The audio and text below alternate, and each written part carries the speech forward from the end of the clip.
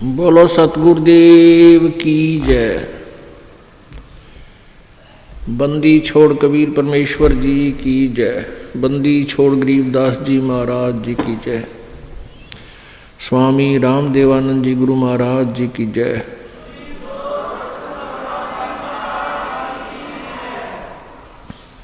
सर्व संतों की जय, सर्व भक्तों की जय, धर्मी पुरुषों की जय। श्री काशी धाम की जय, श्री छुडानी धाम की जय, श्री करौथा धाम की जय, श्री बरवाला धाम की जय। सत साहिब ग्रीव नमो नमो सतपुरुष को नमस्कार गुरु की नहीं। सुर नर मुनि जन साधुओं संतों सर्वस्ती नहीं। सतगुरु साहेब संत सब डंडो तुम प्रणाम। आगे पीछे मध्य हुए तिनको जा कुर्बान।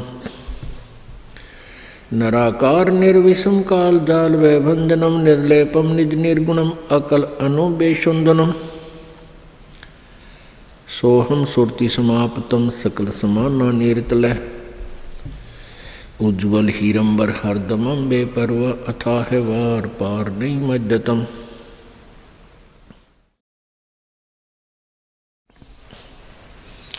ग्रीव जो सुमर सिद्ध होई गणनायक गलताना। करो अनुग्रह सोई पारस पद परवाना। आदि गणेश मनाऊं गणनायक देवन देवा। चरण कमल लो लाऊं आदंत करूं सेवा। परम शक्ति संगीतम रिद्धि दाता सोई। अवगत गुणे अतीतम सतपुरुष निर्मोही। जगदम्बा जगदीशम मंगल रूप मुरारी। तन मन अर्पों शेषम भक्ति मुक्ति भंडारी। सुर नर मुनि जन ध्यावे ब्रह्मा विष्णु महेशा। शेष सहस मुख गावे पूजे आदि गणेशा। इंद्र कुबेर सरीखा वरुण धर्म राय ध्यावे। समरस जीवन जी का मन इच्छा फल पावे। 33 कोटि आधारा जावे सहस 88। उतरे भव जल पारा कट है यम की फांसी। 33 कोटि आधारा जावे सहस 88। उतरे भव जल पारा कट है यम की फांसी। कर जोरों विनती करूं दरों चरण पर शीश। गुरु जी राम देवानंद जी महाराज जी ने दियो नाम बख्शीश। कोटि कोटि सिजदा करूं कोटि कोटि प्रणाम। चरण कमल में राखियो में बांधी जाम गुलाम। कुत्ता हूँ गुरुदेव का रामपाल दास का नाम। गले प्रेम की जेवड़ी जाखें चोवा जाऊं। तो करो तो बावड़ू दूर दूर करो तो जाऊं। जो राखो तो ही रहूं जो देवो सुख।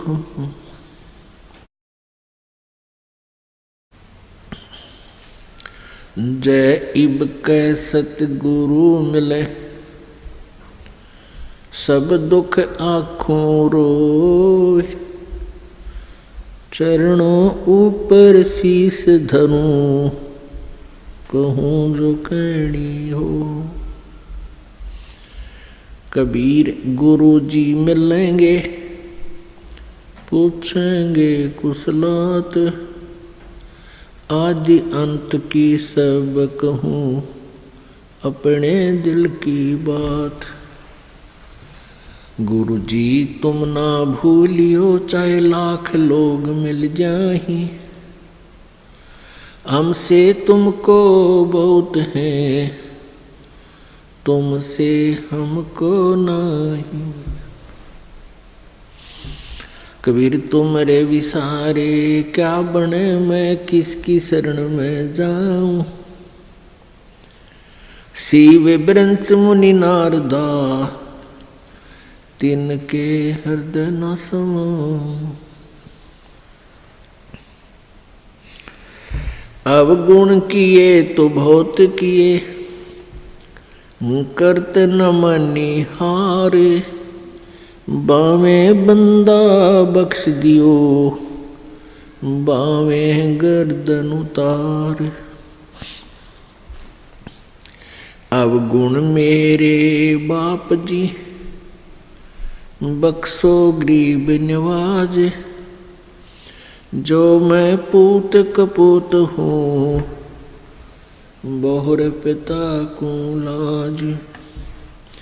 कबीर मैं अपराधी जन्म का, नक्सिक बरे विकार। तुम दाता दुख भंजना, मेरी करो संभार। परम पिता परमात्मा पूर्ण ब्रह्म, सारी सृष्टि के रचनहार कुलदेव, कुल के मालिक कबीर देव कबीर साहिब जी की असीम कृपा से आप जी सत्संग में पहुंच पाए। बहुत ही पुण्यभागी प्राणियों को यह सत्संग सुनने को प्राप्त होता है। सकल पदार्थ हैं जगमाही, कर्महीन नर पावत नाही। सभी इस संसार के अंदर परमात्मा समय समय पर प्रकट रहते हैं, या अपने कोई संत विशेष को अपनी शक्ति पावर दे करके इस धरातल पर भेजते रहते हैं, ताकि संत की प्रेजेंस इस पृथ्वी पर रहेगी तो जनता कुछ हाहाकार से बचेगी। संत न होते पृथ्वी पर तो जल मरता संसार। पुण्यात्माओं, मात पिता मिल जाएंगे 184 माँ, और सतगुरु सेवा और ये भक्ति भाई फिर मिलन की ना। जिस भी प्राणी के शरीर में, आप जिस भी पशु पक्षी के शरीर में जन्म प्राप्त करोगे, जो भक्तिहीन प्राणी हैं वो, तो वहाँ माता पिता भी होंगे, उनमें ममता भी ज्यों की त्यों होगी। जैसे कुत्ते बने तो कुतिया माता पिता हमें मिल जाएंगे, गधे बने तो वहाँ माता पिता होंगे, और ऐसी ही ममता होगी, ऐसा ही प्रेम एक दूसरे में होगा। तो पुण्यात्माओं, परमात्मा यही बताना चाहते हैं कबीर देव जी कि तुम संसारिक क्रियाओं को इतना महत्व देते हो कि सत्संग में भी नहीं पहुंच पाते हो। तो परमात्मा यही बताते हैं कि ये माता पिता, ये परिवार प्रत्येक प्राणी के शरीर में आपको उपलब्ध हो जाएगा, लेकिन सत्संग नहीं मिलेगा, सतगुरु नहीं मिलेंगे उन अन्य प्राणियों के शरीरों में। तो मानव शरीर के अंदर जो प्राणी भक्ति नहीं करता है, वो अपने जीवन को व्यर्थ कर रहा है। परमेश्वर की वाणी में है कि मानुष जन्म पाए कह, जो नहीं रटे हरि नाम।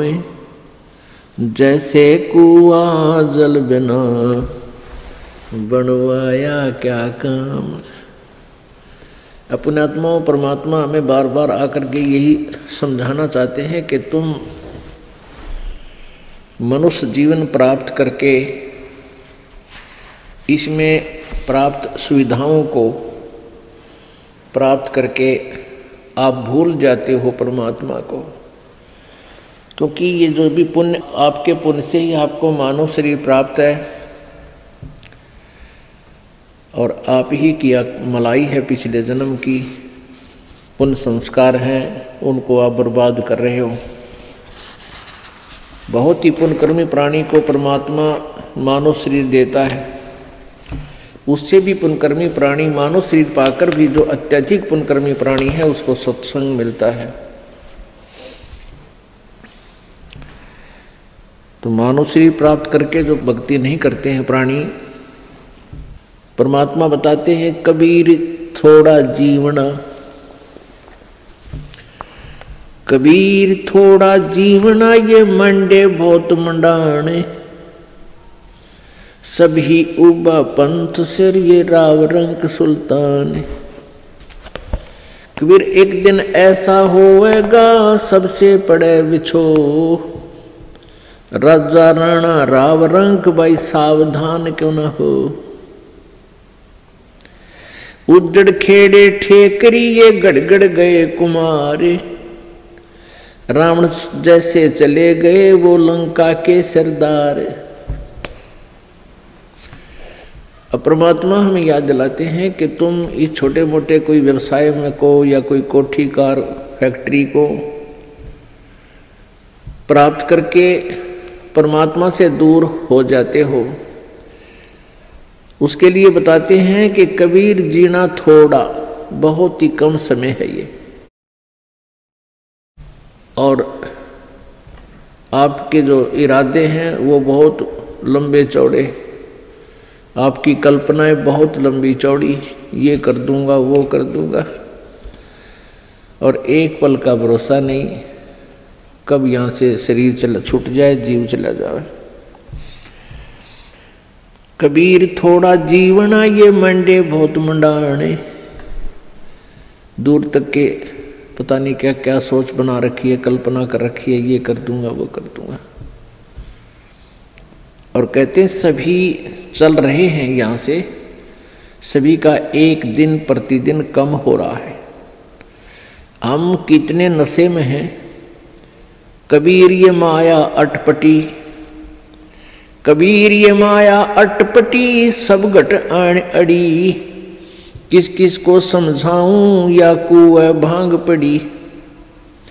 इस काल भगवान ने ये त्रिगुणमयी माया, रजगुण ब्रह्मा, सतगुण विष्णु, तमगुण शिव जी के द्वारा ये आप जी को यहाँ उलझा रखा है, इस माया जाल में फंसा रखा है।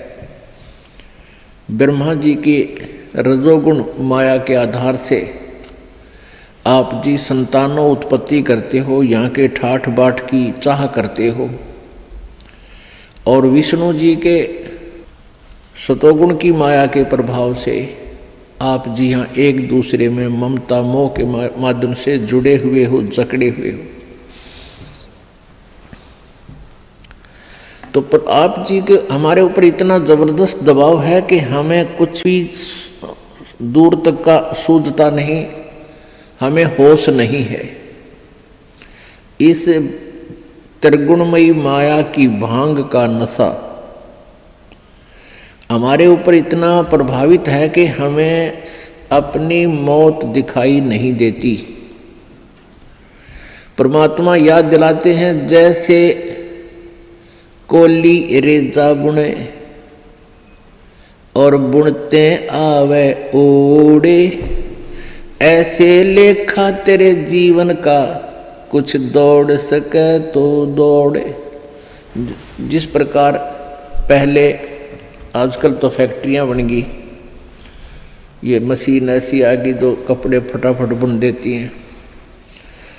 पहले हाथ से कपड़ा बुना करते थे, लंबे लंबे धागे बांध लिया करते थे, उसको खड्डी बोलते थे,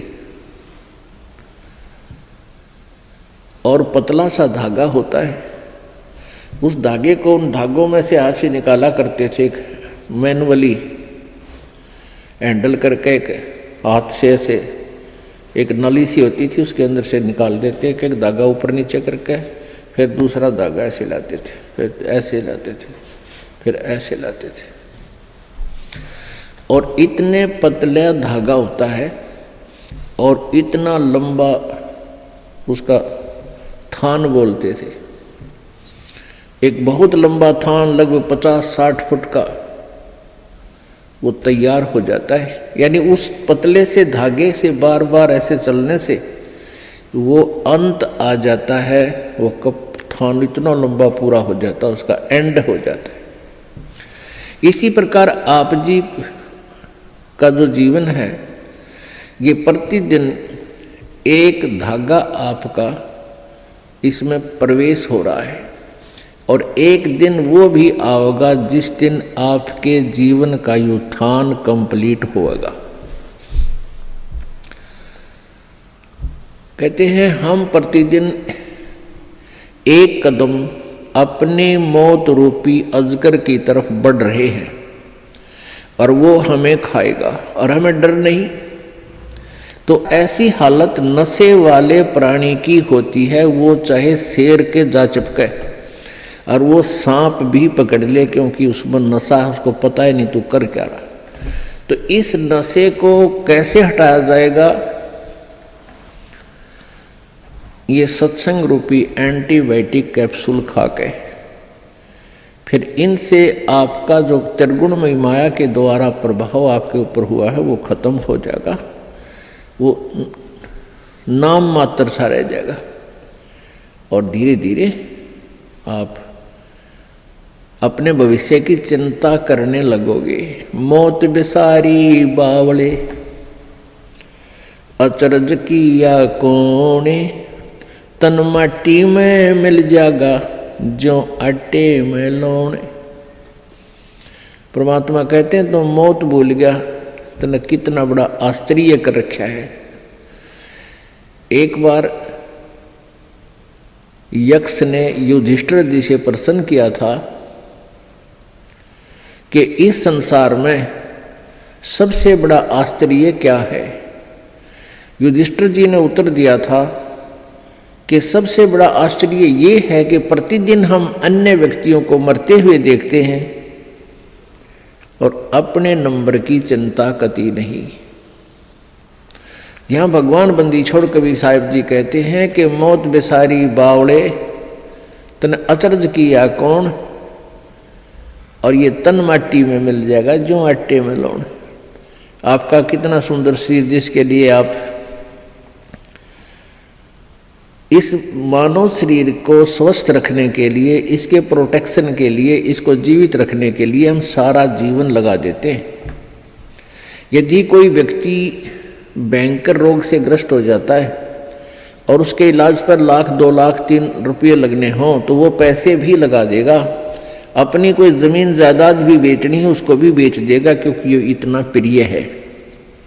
और ये इस प्रिय शरीर से यदि तूने परमात्मा की भक्ति नहीं की, परमात्मा कहते हैं कबीर जी, आप जी ने यदि भक्ति नहीं की, परमात्मा की साधना नहीं की,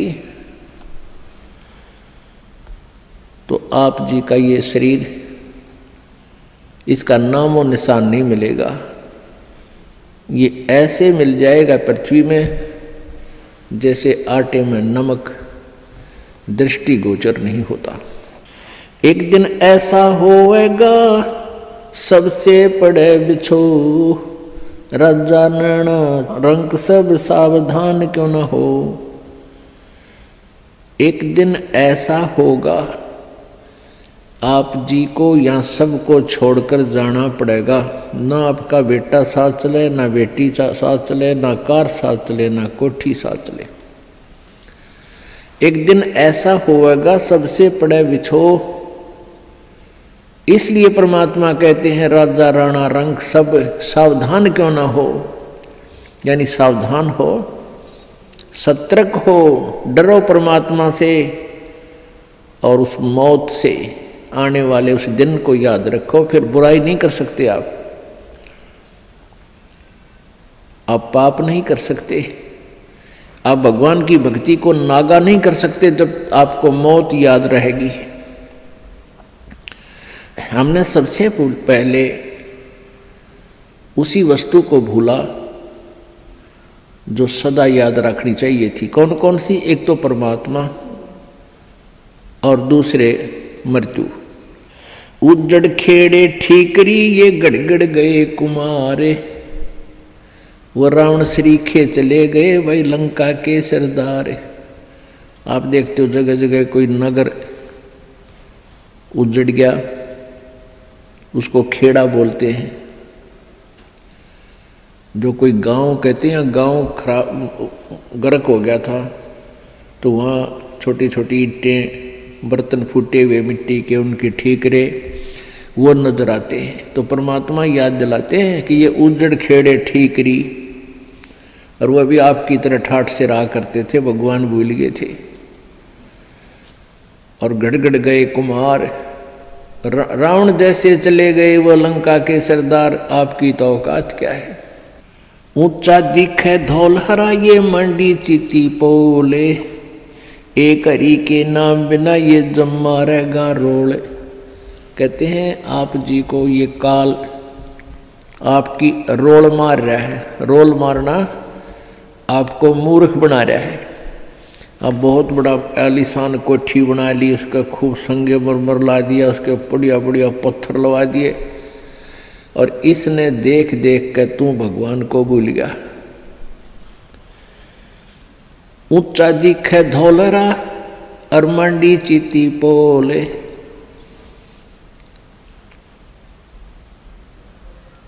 एक हरि के नाम बिना ये जम्मा रहे रोल। ये तेरी रोल मार रहा है, तुझे मूर्ख बना रहा है काल, कि कितनी अच्छी कोठी है मेरे पास, ऐसी कार है, मेरे इतने पुत्र हैं, इतनी पुत्रियां हैं, वो ऐसे ऐसे बढ़िया सेट हो रहे हैं, और फिर नो प्रॉब्लम, या प्रॉब्लम आगे बहुत बड़ी होगी जो आज भगवान नहीं बज रहे। गधा बनेगा प्रॉब्लम है प्रॉब्लम, कुत्ता बन गया प्रॉब्लम है प्रॉब्लम। तो उनका समाधान अब ही हो सकता है पूर्ण परमात्मा की सत्य भक्ति से और पूर्ण सतगुरु की शरण में आने से।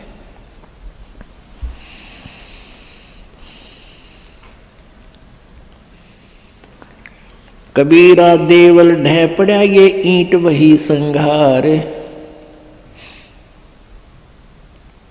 कोई चे जा रहा चुनिया मिलान दूजी बार।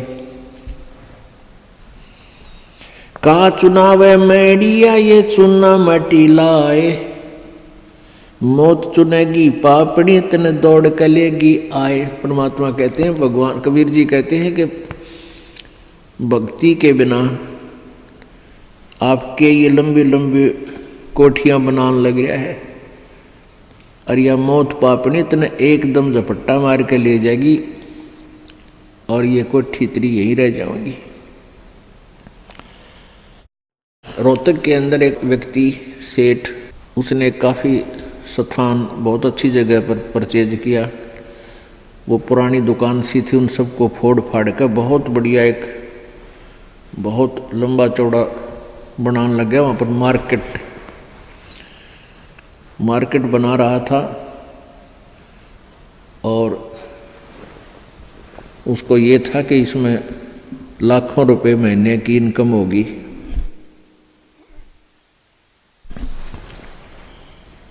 अब वो मार्केट तो बनी भी नहीं थी, वहाँ जो वर्कर काम करें थे उनको पेमेंट की, और वो वर्कर वहाँ बैठकर अपने पैसे पेमेंट को गिन रहे थे, संभाल रहे थे। और वहीं पर गर्मियों के दिन थे, उस सेठ ने वहीं पर नहाने के लिए एक पट नीचे ईंट सी बिछा रखी थी, और ठंडा पानी की वहाँ व्यवस्था थी। तराई के लिए नहाने लग गया। अब स्नान करके धोती बांधी थी, कुर्ता पैर नहीं पाया, एकदम गिर गया, और गिर गया कि मर लिया खड़ा खड़ा। उसका समय पूरा हो चुका था, वो एकदम समाप्त हो गया वहीं पर। तो यहाँ परमात्मा याद दिलाते हैं, कहाँ चुनाव है मेंढिया मतलब बड़े बड़े कोठियाँ, और चुना माटी ला, और मौत चुनेगी पापी तने दौड़ के लेगी आ।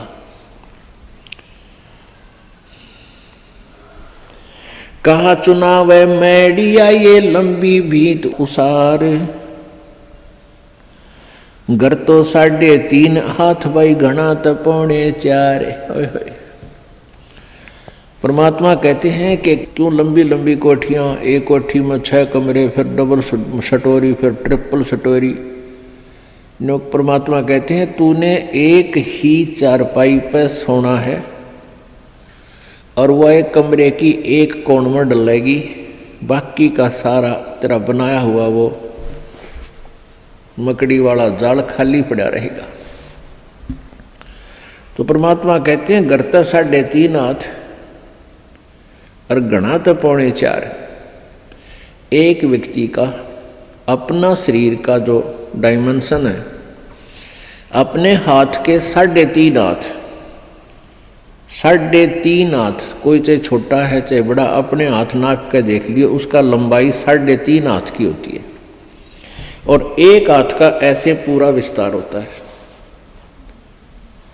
कहते हैं घरता 3.5 हाथ, यानी इतनी जगह चाहिए तेरे को, तेरा शरीर आ जाए उसमें। और घना तो 4.25, यानी घना कर 3 इंच फालतू और बना ले।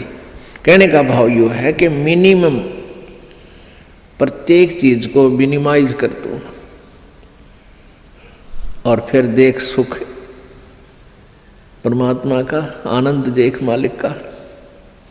जिस कोठी बंगले के बनाने के लिए ना जाने कितने 2 नंबर के काम करे, या कर्जा वर्जा लेकर कोठी बनावा दुनिया में लोग दिखावा करने के लिए, फिर वो कर्जे वाले पीछे पीछे आप लुकता फिरे, सो झूठ बोला, आज कोई ना कह दे करके बाहर जा रहा है।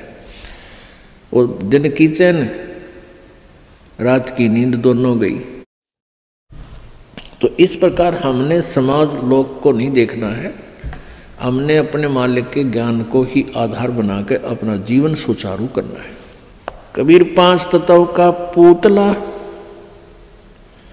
मानुष दरिया नाम, 4 दिना के कारण ये फिर रोक कर ठाम। अब क्या बताते हैं, ये 5 तत्व की बना हुआ ये मिट्टी का शरीर, इसका मानुष धर दिया नाम, और 4 दिना का जीवन है। पता नहीं कहाँ कहाँ पर कोठी बनाता है, गुड़गांव में एक प्लाट ले लिया, हिसार में एक बड़ा बड़ा मकान ले लिया, जींद में अर्बन स्टेट में कोठी ले ली। परमात्मा कहे 2 दिन का जीना है और पता नहीं कित कित स्थान रोक के बैठा है। और मेरे पास फिर भूत बनकर सैर सपट्टे करेगा कदे उसको ठीक है देखने जा कदे उसने, और घर वाले के कर मृत्यु होते ही उसको तो लेकर जाएंगे शमशान घाट पर शरीर को, और पीछे तो पहले काठ की देल होया करती, चौखट नीचे काठ की, उसमें कील गाड़ दिया करते, जंतर मंतर करके कदे फेर ना आ जाए उल्टा यो भूत है। और वो सारा जीवन खो दे उस कोठी बनाने में, उसको वापस प्रवेश निषेध। देखिए बुंडी बन रही हमारे साथ, क्योंकि हमें ज्ञान नहीं मिला, हमें तत्वदर्शी संत नहीं मिले जो यहाँ से हृदय हटा दे। कबीर कहाँ गर्बिया ये ऊंचा देख आवाज से, काल पड़े जमी लेटना तेरा ऊपर जम गा से। परमात्मा कहते हैं कि अभिमान कर रहा है, कि गर्व कर रहा है तू इस ऊंचे मकान और कोठी का, कल को तेरी मृत्यु हो जाएगी और फूंक देंगे तेरे को शमशान घाट पर, और उस मिट्टी पर घास जमेगा, गधे फिरेंगे, कुछ डांगर अंडा करेंगे तेरी माटी के ऊपर के। पुण्यात्मा हम भगवान से दूर हो गए, कारण क्या है कि हमें ज्ञान नहीं मिला। बच्चे को बचपन में जो शिक्षा चाहिए थी वो शिक्षा नहीं मिलती। जो बच्चे स्कूल में शिक्षा ग्रहण करने जाते हैं उनको अक्षर ज्ञान अवश्य चाहिए, लेकिन उसके बाद अक्षर ज्ञान के बाद जो शिक्षा चाहिए वो आध्यात्मिक ज़्यादा चाहिए। एक शिष्टाचार अत्यधिक पढ़ाना चाहिए। बुराइयों से डरने के लिए बहुत सी कथाओं का हमारे पाठ्यक्रम में, बच्चों के पाठ्यक्रम में समावेश होना चाहिए, और नहीं है। पुण्यात्माओं, आप किसी भी व्यक्ति को वर्तमान में कितनी ही अच्छी आत्मा है वो, ज्ञान के अभाव से उसको आप कहिएगा कि आओ सत्संग में चलते हैं, तो वो कहता है कि अभी समय नहीं है, फिर देखेंगे, कभी ना कभी अवश्य चलेंगे। अच्छी आत्मा तो इतना कह के टाल मटोल कर देता है, बात वही है। और दूसरे को आप कहोगे कि आओ सत्संग में चलते हैं, वो कहेगा अभी समय नहीं है हमारे पास। और ये क्या सत्संग का टाइम है?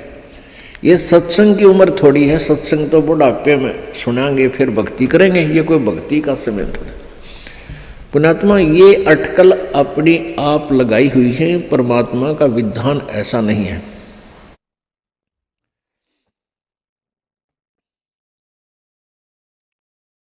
अब परमात्मा क्या बताते हैं? कबीर कहाँ गर्भियो ये काल गह करके से, न जाने कित मारेगा यो के घर के परदेश। पिछले वर्ष सन 2010 की बात है। यहाँ इसार का एक डॉक्टर, बहुत सुप्रसिद्ध डॉक्टर आँखों का, और बहुत पैसा उसके पास, अपने पुत्र का एडमिशन कराने के लिए गाड़ी में जा रहा था, पुत्र, उसकी पत्नी और वो स्वयं, और रास्ते में दुर्घटनाग्रस्त हो गए, तीनों की मृत्यु होगी। आज शेष बचे हुए कोई भी उस परिवार के सदस्य से आप जाकर कहिए कि आओ सत्संग में चलते हैं, वो भी कहेंगे समय नहीं है हमारे पास। अन्य किसी डॉक्टर से आप जाकर कहिए कि चलो सत्संग सुनो कुछ देर, वो कहते नहीं मेरे पास तो मरीजों की लाइन लगी हुई है, मेरे पास समय नहीं है। तो एक डॉक्टर लाइन नहीं, किसी को भी आप कहिए जाकर के।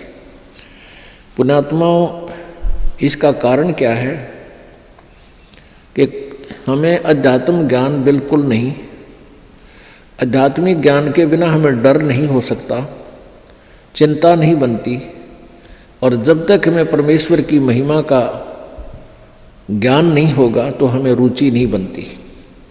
अब हमारे को जो ज्ञान दिया गया बचपन में, यही दिया गया कि उसके लड़के ने कोठी बना ली, वो डॉक्टर लगा हुआ था, प्राइवेट क्लिनिक है, 2 कोठी बना दी, कार ले ली। अब जितने भी बच्चे डॉक्टरी कर रहे हैं, ट्रेनिंग कर रहे हैं, उनका मूल उद्देश्य, टारगेट यही हो जाता है मैं कोठी बनाऊं और कार लूं। यदि हमारी एजुकेशन में ये आध्यात्मिक ज्ञान अत्यधिक प्रवेश हो तो उन बच्चों का ये टारगेट ना रहे, और वो बिल्कुल बहुत जायज़ फीस ले, जायज़ काम करें और बहुत ही सस्ता ट्रीटमेंट करें, भगवान से डरने वाले होंगे।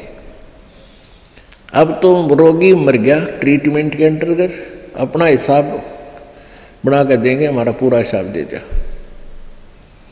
पैसे दे दो, ये एडवांस जमा करा लेते।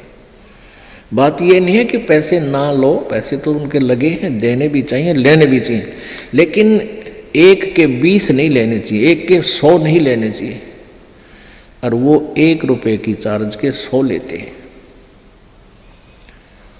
और फिर कहाँ ले जाते हैं? यही छोड़ जाते हैं। परमात्मा कहते हैं इस माया के कारण फिरा देश प्रदेश।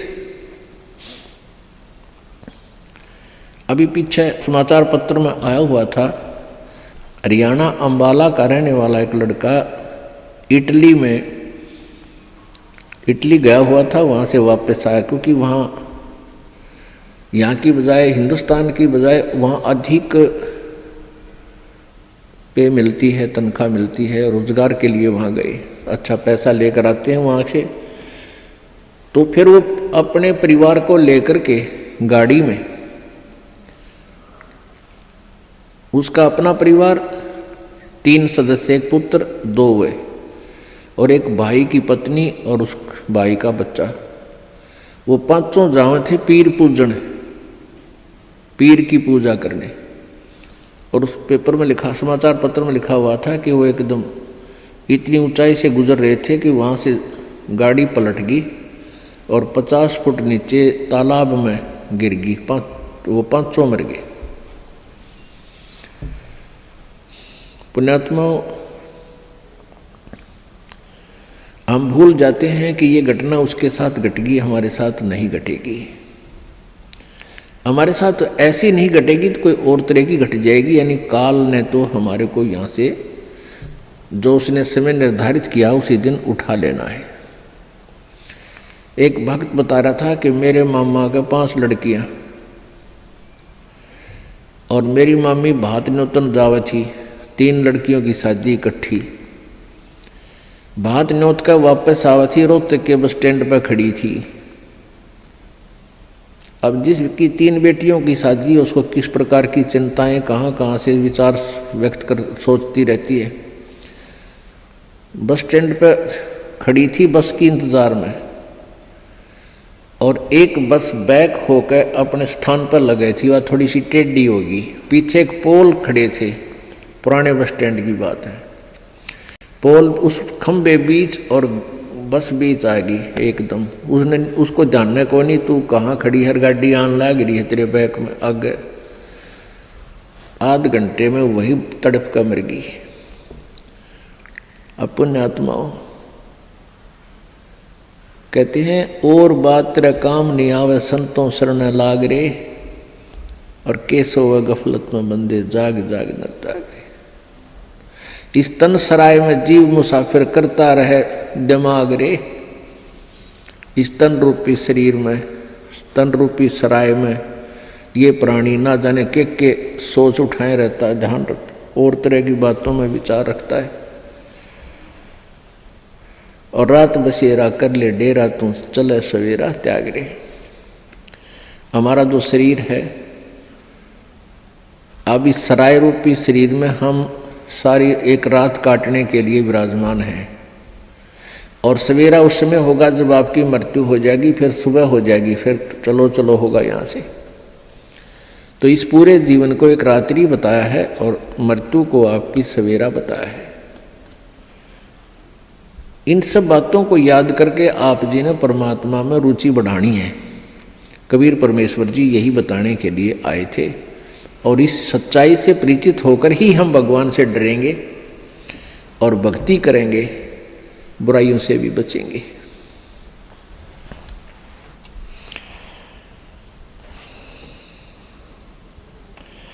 कबीर कहाँ गर्बियो काल गह करके से, ना जाने कित मारसी के घर के परदेश। यानी तो घर में मारेगा ना, कि दोबारा जा रहा होगा वहां मार देगा। कबीरा धंधा करते रहे बिन धंधे धन ना होए। परमात्मा कहते हैं कबीर धंधा करता रहे बिन धंधे धन नाही, और जो नर भूले ज्ञान मूल को ते धंधे ध्यावे नाही। परमात्मा कबीर परमेश्वर जी ये कह रहे हैं कि धंधा करना पड़ेगा, धंधे बिना इनकम नहीं हो सकती, काम तो करना ही पड़ेगा। पर उनको उल्हाना दे रहे हैं कि जो इस धंधे में भगवान ना बजते, काम करते करते मालिक को याद नहीं रखते, वो नर अपना मूल, उस मूल ज्ञान से परिचित नहीं है, वो अपना जीवन व्यर्थ कर रहे हैं। अब कोई कहता भी अभी समय नहीं है, भक्ति नहीं करते, कोई टेंशन होगी है। पुण्यात्माओं ये टेंशन तो बनी रहेंगी, क्योंकि काल का लोक ही ऐसा है। और इन सभी जो छोटी मोटी आपके साथ चल रही है, कोई परमात्मा के नाम लेते लेते भी आपके ऊपर कोई आपदाएं छोटी मोटी आ रही हैं, तो ये विचार करना कि यदि परमात्मा का सहारा ना होता, ये छोटी आपदाएं नहीं होती, ना जाने के कहर तोड़ देती आपके ऊपर। अब जैसे आप जी ने परमात्मा का, परमेश्वर कबीर जी का नाम ले रखा है, और फिर भी आप पर छोटी मोटी कोई आपदाएं आती हैं, आप ये सोच बैठते हो, कई बार मन इतना नालायक है, ये परमात्मा से दूर करने के लिए ना जाने कितनी स्कीमें तैयार करता है, अपने हिसाब से सोचता रहता है। क्या सोचते हैं कि मैंने पाठ भी करा दिया, मैंने 4-5 महीने नाम लिए भी हो गए हैं, और फिर भी मेरी भैंस मर गई। अब पुण्यात्माओं विचार करो, आप जी ने कुछ पुण्य किया, आप जी ने सत भक्ति की, जैसी आपने भक्ति की उसका सहयोग तो अवश्य ही मिला है आपको। जैसे सर्दी बहुत है, और उस सर्दी के अंदर आप जी ने स्वेटर पहन रखी है, और स्वेटर पहनने के बाद भी आपके हाथ पैर ठिठुर रहे हैं, आपको सर्दी लग रही है, तो कंबल ओढ़ना चाहिए। तो बुद्धिमान लोग ये नहीं कहा करते कि मैंने स्वेटर पहन रखी फिर भी सर्दी है और स्वेटर निकाल दूं, क्या फायदा स्वेटर का। कई भक्तों के मन में ऐसी दुर्भावनाएं आ जाती हैं कि हमने इतने दिन हो गए भक्ति करते ने, नाम लिए ने, और पाठ भी हम करा रहे हैं, और फिर भी हमारे ऊपर आपदाएं आ रही हैं। तो पुण्यात्माओं, जैसे आप जी ने अभी स्वेटर पहनी है और स्वेटर ने अपना काम कर रखा है जैसी उसकी सामर्थ्य है, और कोई न सोचा है कि क्या फायदा हुआ, नाम तो मन इतने दिन हो गए भक्ति करते, दान करते, और इस नाम को त्याग देता हूँ, तो वो मूर्ख है। मूर्ख मीन वो ज्ञानहीन है, इस तत्व ज्ञानहीन है, उसको अभी ये ज्ञान समझ में आया नहीं है। अब जैसे उस स्वेटर का जितना अपना प्रोटेक्शन करने का था वो प्रोटेक्शन उसने कर रखा है, लेकिन सर्दी ज़्यादा है, उसके लिए स्वेटर पहन, वो जर्सी पहन, और जर्सी से भी सर्दी नहीं लग रही है तो उसके ऊपर का कंबल या चादर मोटी ओढ़। ये नहीं कि सर्दी लग रही है तो इस स्वेटर न निकाल दूं, जर्सी पहन ली, इससे भी सर्दी लग रही है इसको भी फेंक दूं, तो उससे तो सर्दी आपकी जान ले लेगी। तो ऐसे ही आप जी जितनी भी भक्ति कर रहे हो अभी तक, उसका सहयोग उतना सहारा आप जी को अवश्य मिला हुआ है। तो ये सोच लेना चाहिए कि आप जी के कर्मों की यह सर्दी बहुत ज़्यादा है, अत्यधिक है। आप जी भक्ति भी कर रहे हो, नियमित रह रहे हो और दान धर्म भी कर रहे हो, और फिर भी आपके ऊपर आपदाएं हैं, तो आप जी की ये कर्मों की सर्दी बड़ी भयंकर थी। अगर आपने प्रोटेक्शन ना कर रखा होता, परमात्मा की शरण में नहीं होते, तो आपकी जान चली जाती, परिवार में भी बहुत हानि हो जाती। अब तो एक भैंस मरने से ही काम चल गया, भैंस तो और 20 दे भगवान, अगर आपकी भक्ति ठीक रही तो इस प्रकार आप जी ने अपने तत्व ज्ञान को संभाल कर रखना है, इस पर असर करना है, अमल करना है, और इसके आधार से अपने इस भक्ति मार्ग पर लगा रहना है। अब कई भक्त कहते हैं जी हमें, मेरे 3 दिन मंत्र ना जपा, मैंने 4-5 दिन मैंने नाम नहीं जपा। क्यों नहीं जपा? कि टेंशन हो गई थी। अरे भले आदमी टेंशन तो हो जा, खैर टेंशन भी हो जा, लेकिन भगवान की भक्ति भी अपना करता रहे, दुखी सुखी हो गए। उस टेंशन को भी पड़ी रहेगी, लेकिन मंत्र भी थोड़ा बहुत कर लेना चाहिए, छोड़ना नहीं चाहिए। अब ये तो मंत्र इस काल ने तो इतनी टेंशन कर रखी है इस प्राणी के साथ में, गिनती है को ना।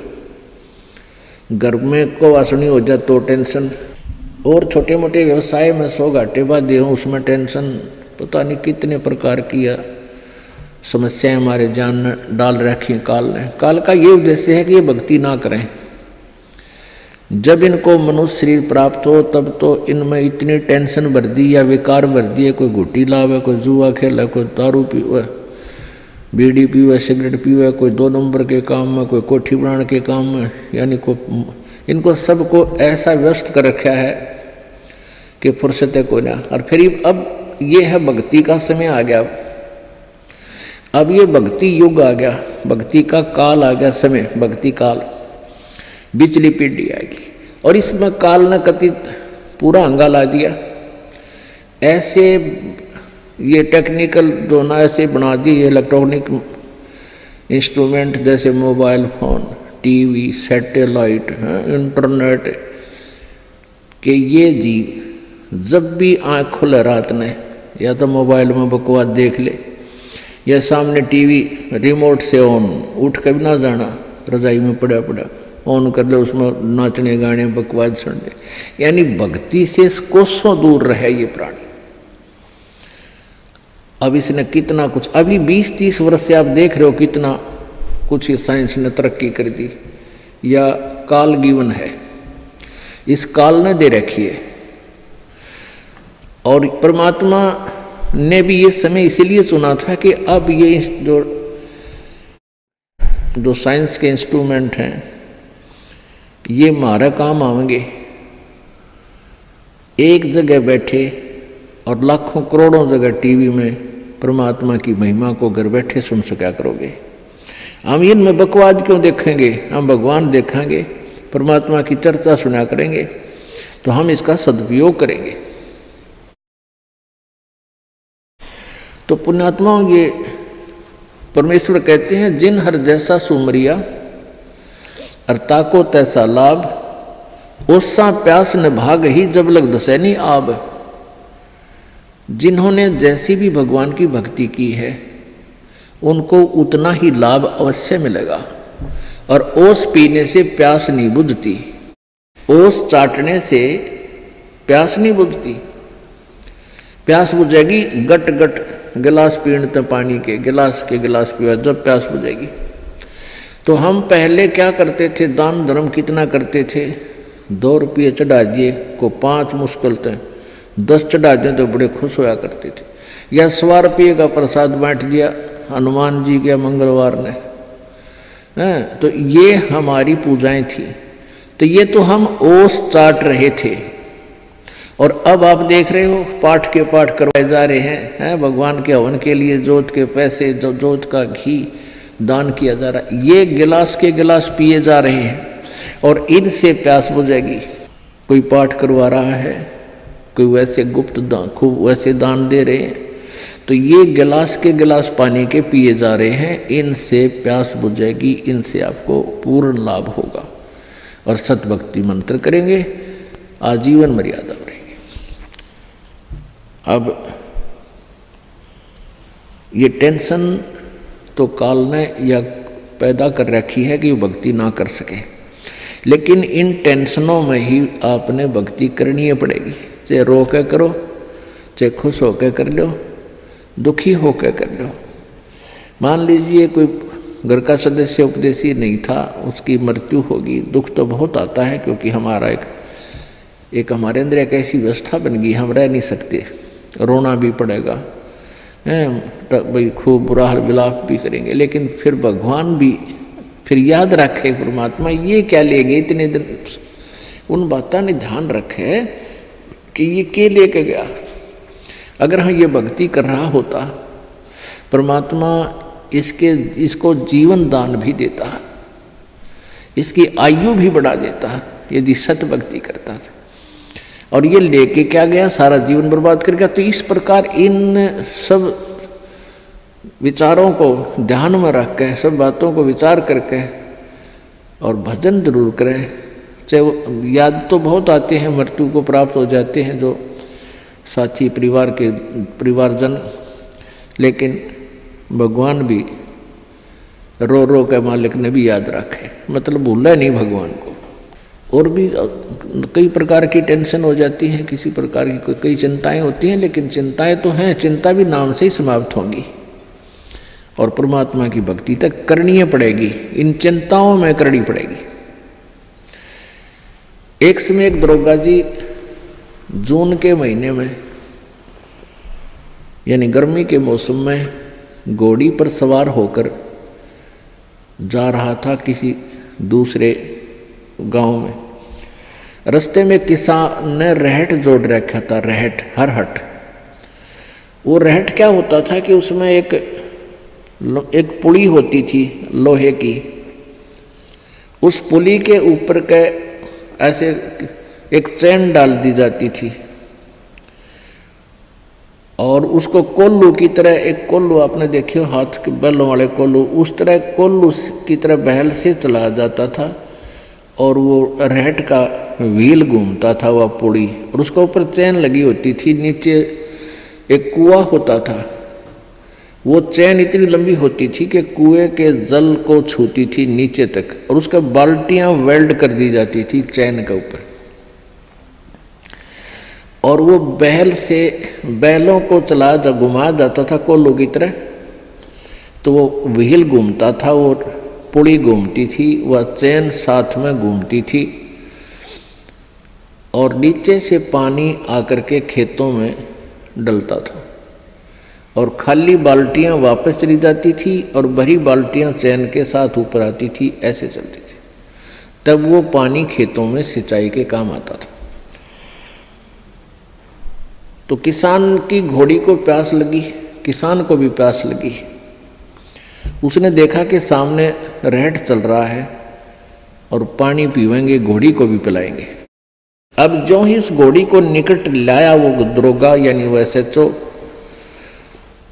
तो रहट के अंदर से आवाज आया करती थी, वैसे जुगाड़ होया करते थे।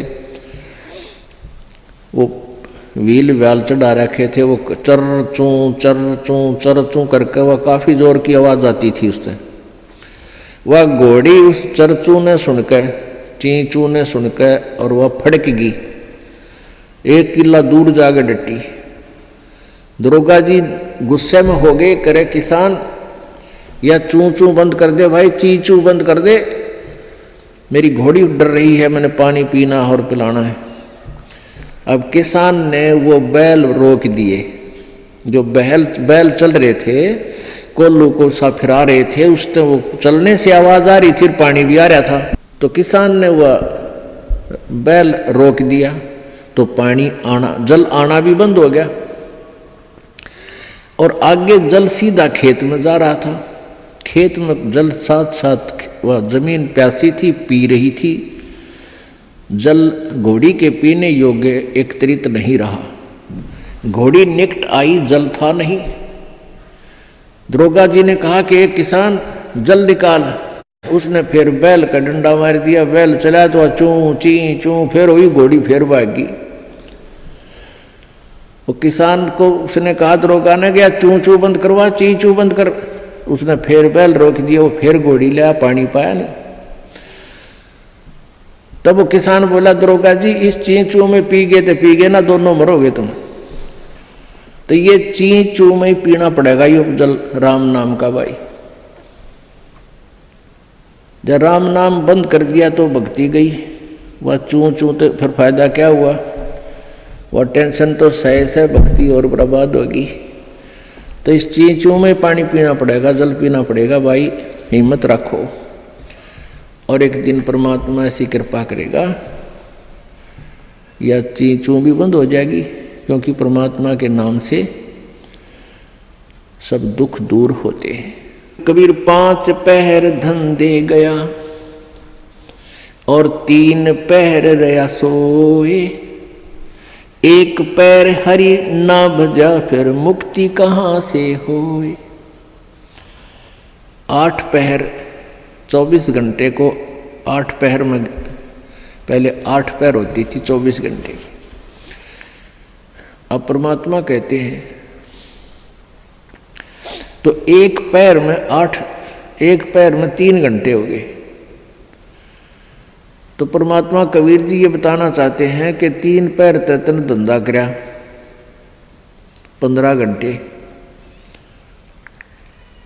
5 पैर तो 3 पैर तो सो गया, यानी 1 दिन रात टोटल पूरा कर दिया। और 1 पैर हरि ना बजा, 3 घंटे भी भगवान को नहीं दिए तूने। 5 पैर धन दे गया, 3 पैर रया सोए, 1 पैर हरि ना जप्यो मुक्ति कहाँ से होई। यानी टोटल 3 घंटे परमात्मा ने बता दिए कि पूरे 24 घंटे में 3 घंटे आप भगवान के भजन में अवश्य लगाओ। और उनका ये नहीं है कि स्पेशल एक जगह बैठ के लगा लो, बहुत समय होता अपने पास। जैसे आप जी कोई मजदूरी के लिए जाते हो, घर से वहाँ तक घंटा 1 लगे, मालिक का सिमरण करता जा। बस में बैठकर जा रहे हो कहीं काम, बस वहाँ भक्ति करें। खेतों में जा रहे हो, खेतों से घर से लेकर वहाँ तक जो खूब भक्ति करे, अपना मंत्र ने याद रखे। और बहुत से ऐसे कार्य हैं जो काम करते करते भी हम भगवान की भक्ति कर सकते हैं। जैसे खेत में आली हल जोतता है, हमने देखे पहले ही आली में लक्ष्मी चंद की रागनी गाए जाते, हल भी जोड़े जाते। तो आप भगवान की भक्ति भी करे, कभी आरती करने लग जा, कभी भगवान की वाणी बोलने लग जा। कोई फिल्मी गाने गावा है, कोई और बकवास सोच रहा है। तो इस प्रकार हमने अपना सुमरण में 3 घंटे का समय निकालना चाहिए। जैसे सुबह का नित्यनेम आध पौना घंटा लगता है, 15 मिनट की असुर निकंदन रामायणी 1 घंटा तो हो गया। आध 35 मिनट की आरती होती है, 1.5 घंटा। बाकी 1.5 घंटा आपका सिमरन भी हो जाए ना, सिमरन आध घंटा मंत्र, 1 घंटे का श्वास का सिमरन। तो इतना भी आप कंटिन्यू कर लोगे तो भी आपका बेड़ा पार हो जाएगा। ये सत्कर्म मान ली, क्योंकि आप जी बहुत से पापों से बच गए, सब बुराइयां त्याग दी, भगवान से डर कर रहने लग गए। इच्छा कर मारे नहीं, बिन इच्छा मर जा, कह कबीर दास का पाप नहीं लगा। जैसे जब तक आप जी ने ये सत भक्ति नहीं ली, परमात्मा कबीर जी की साधना नहीं की करते, तो और उपासना जो करते हैं ब्रह्म तक, पर ब्रह्म तक, ब्रह्मा विष्णु महेश और दुर्गा तक, इसमें सभी जो पूजाएं करते हो उन पूजाओं का फल और जो पुण्य करते हो उन पुण्य का फल अलग से लिखा जाता है। और साथ में जो आपके द्वारा पाप होते हैं, जैसे किसान खेत में हल जोतता है, उसके विषय में बता रखा है सूक्ष्म वेद में कि 1 अलाई और 1000 कसाई बराबर पाप होता है। 1 अड़ाई होती है 30 फुट चौड़ा, 20 फुट चौड़ी और 200 फुट लंबी, किले की, एकड़ की, इतना स्थान जिसमें से हल आड़ी ऐसे एक अड़ाई बोलता था उसको ऐसे बैल को ले जाता आखिरी सिरे से और फिर उसको ऐसे जोतता था, बाया करता। तो उस टुकड़े को 1 अड़ाई बोलते हैं। इतना स्थान हल से खोदा हुआ 20 बाई 200 फुट का एक हाड़ी ने जो खेत खोद दिया हड़ते, उसमें पाप, और 1000 कसाई 1 बराबर पाप होता है। क्योंकि उसमें ना जाने कितने जीव जंतुओं के पेटा में गए, फाड़ी निकाल दी, वो कुछ निकाल दी, और उसको इतना पाप होता है। अच्छा, फिर उसको पुण्य भी होता है, क्योंकि उस खेत में गेहूं बो दिए, बाजरा बो दिया और चने बो दिए, ज्वार बो दी, तो उससे ऑटोमेटिकली कुछ बीज झटका जमीन पे गिर जाता है, उसको जीव जंतु खाते हैं, तो वो उसके गुड अकाउंट में और पाप बैड अकाउंट में ये न्यारे न्यारे डिपॉजिट होते रहते हैं। जैसे परमात्मा ने धर्मदास जी को बताया था, कबीर परमेश्वर जी ने, कि धर्मदास जी कह रहे थे कि हम कोई जीव हिंसा नहीं करते क्योंकि हम मांस नहीं खाते। और कबीर परमेश्वर जी एक मुसलमान की वेशभूषा में, जिंदा महात्मा की वेशभूषा में विराजमान थे। तो धर्मदास जी ने टोंट कसया था कि हम हिंदू हैं, हम मुसलमानों की तरह जीव हिंसा नहीं करते, मांस नहीं खाते, जीवों को मारते नहीं। तब परमेश्वर ने कहा था, वो तो अच्छी बात है कि आप जैसे गाय, बैल, बकरे जो टेंडर नहीं मारते, लेकिन और भी पाप बहुत होते हैं आपसे। पृथ्वी ऊपर पग जो धारे, करोड़ जीव एक दिन में मारे। जो पृथ्वी पर आप कामवश जा रहे हो तो 1 करोड़ जीवों को डेली मार कर विश्राम लेते हो, अपने पेट के लिए, रोजगार के लिए जो उधर जाते हो।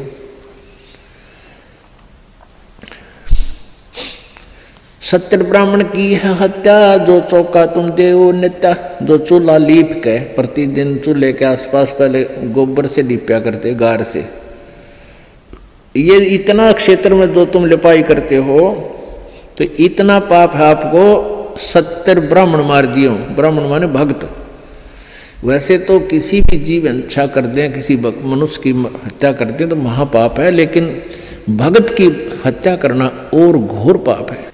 अब जैसे पोचा मारते हो आप जी प्रतिदिन, आजकल तो फिनाइल से लगाया जाता है। वो किस लिए लगाया जाता है कि वहाँ कीटाणु नाश कर दिए जाएं, वो कीटाणु मरे जो हानिकारक होते हैं। तो वो जब तक आप सतगुरु कबीर परमेश्वर जी की सत साधना पूरे संत से लेकर नहीं करते, नकली संतों से नहीं, जिनके पास ये सच्चा नाम हो जो दास देता है, तो तब तक आपके दोनों ही पुण्य और पाप भिन्न भिन्न लिखे जाएंगे और वही आपको भोगने पड़ेंगे फिर सारे के सारे। पुण्य भी मिलेंगे, जैसे हाली का उदाहरण दिया कि उसने जो एक अलाई में इतने जीव मार दिए कि 1000 कसाईयों जितना पाप हो गया। फिर उसके द्वारा बीजी गई खेती से कुछ ऐसे दाने नीचे गिरे, ऑटोमेटिकली वो जीवों ने खाए, वो पुण्य हो गया। तो वो पुण्य और वो पाप अलग अलग लिख दिए, पुण्य थोड़े और पाप गणे।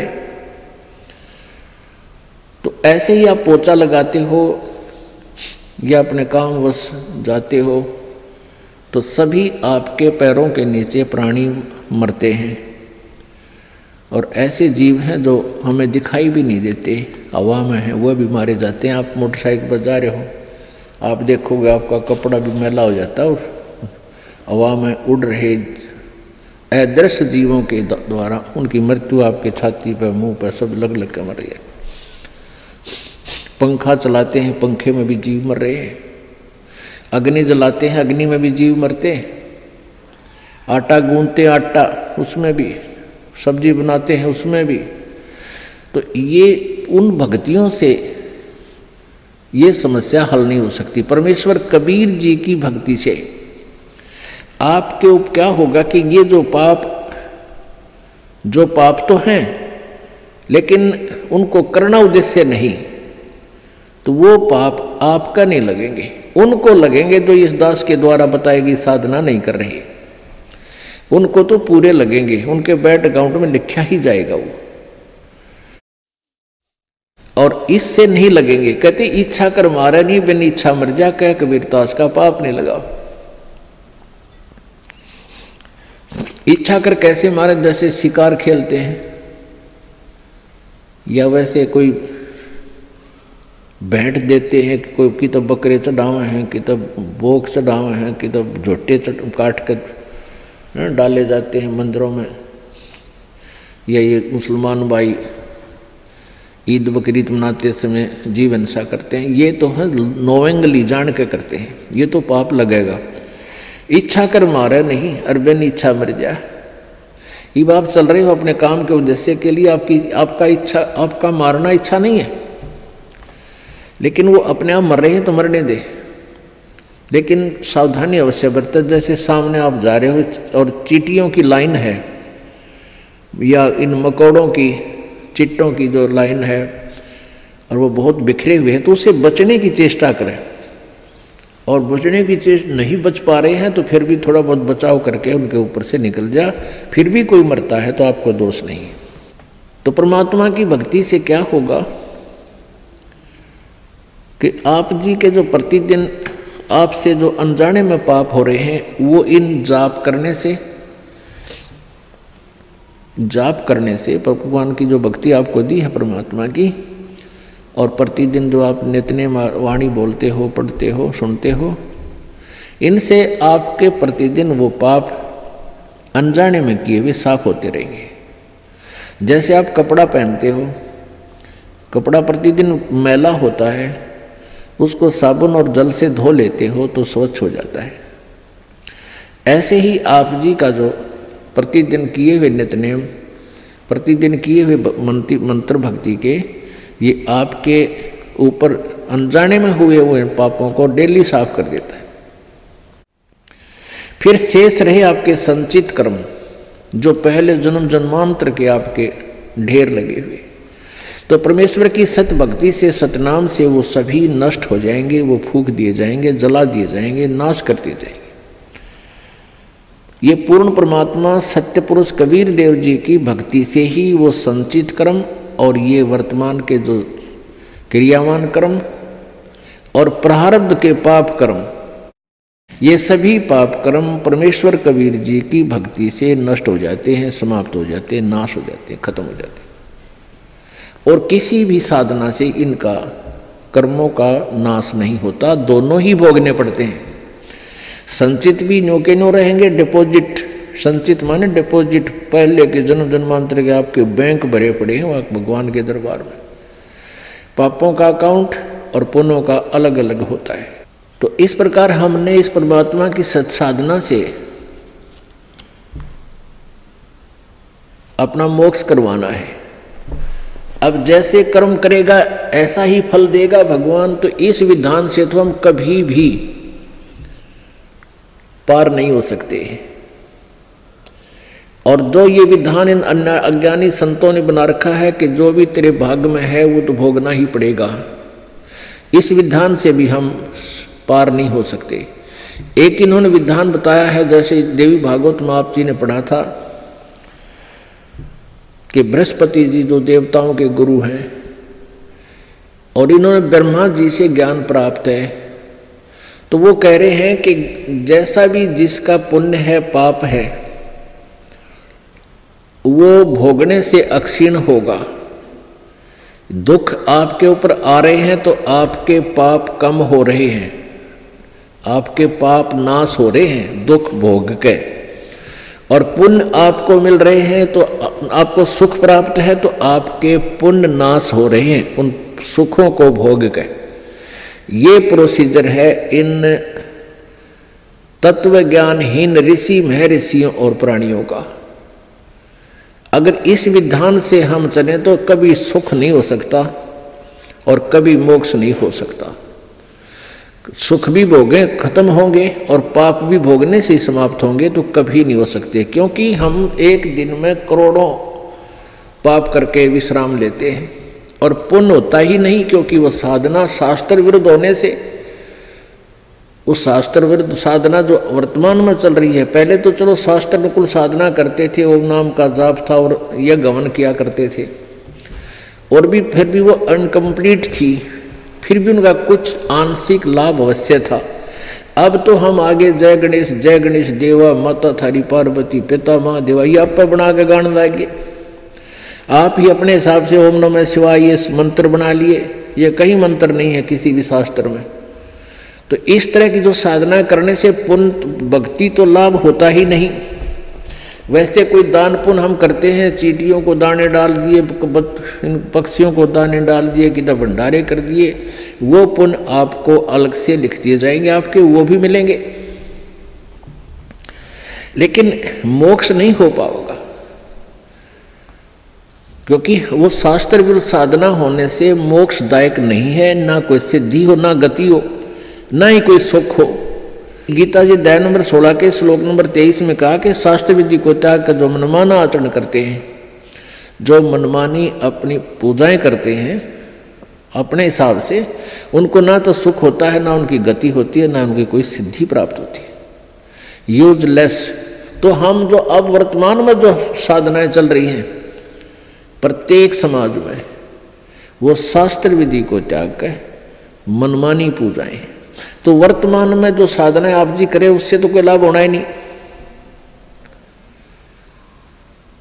क्यों ना तो आपके पाप क्षीण हो और ना आपको भविष्य का कोई लाभ हो, और वो पाप नहीं करे, और वो पाप आप डेली पता नहीं कितने इकट्ठे कर रहे हो, तो वो आपके डिपॉजिट कर्मों में लिखे जा रहे हैं, संचित कर्मों में। और परमात्मा की साधना, पूर्ण परमेश्वर की साधना से क्या होगा? जब ही सतनाम हृदय धरो भयो पाप को नासे, मानो चिंगारी अग्नि की बाई पड़े पुराने घासे। जब ही सतनाम हृदय धरो, जब आप सच्चे मन से सतनाम का जाप करना प्रारंभ कर देते हो, आपके संचित कर्मों में ऐसे आग लग जाती है जैसे 1000 टन सूखा घास फूस पड़ा हो और उसमें एक चिंगारी माचिस की तिल्ली लगा दी जावे, वो पूरे घास को जलाकर ढेर कर देती है, यानी सारे घास का नाश कर देती है। फिर चले तेज हवा इधर उधर तय और वो साफ स्थान साफ हो जाता है। तो पुण्यात्माओं, जब आपके पाप क्षीण हो जाएंगे, फिर आपके अंदर एक प्रेम जागेगा। आपको छोटी सी चर्चा माल की शुरू होते ही आंखों में आंसू आऊंगी, दिल भरा होगा आपका।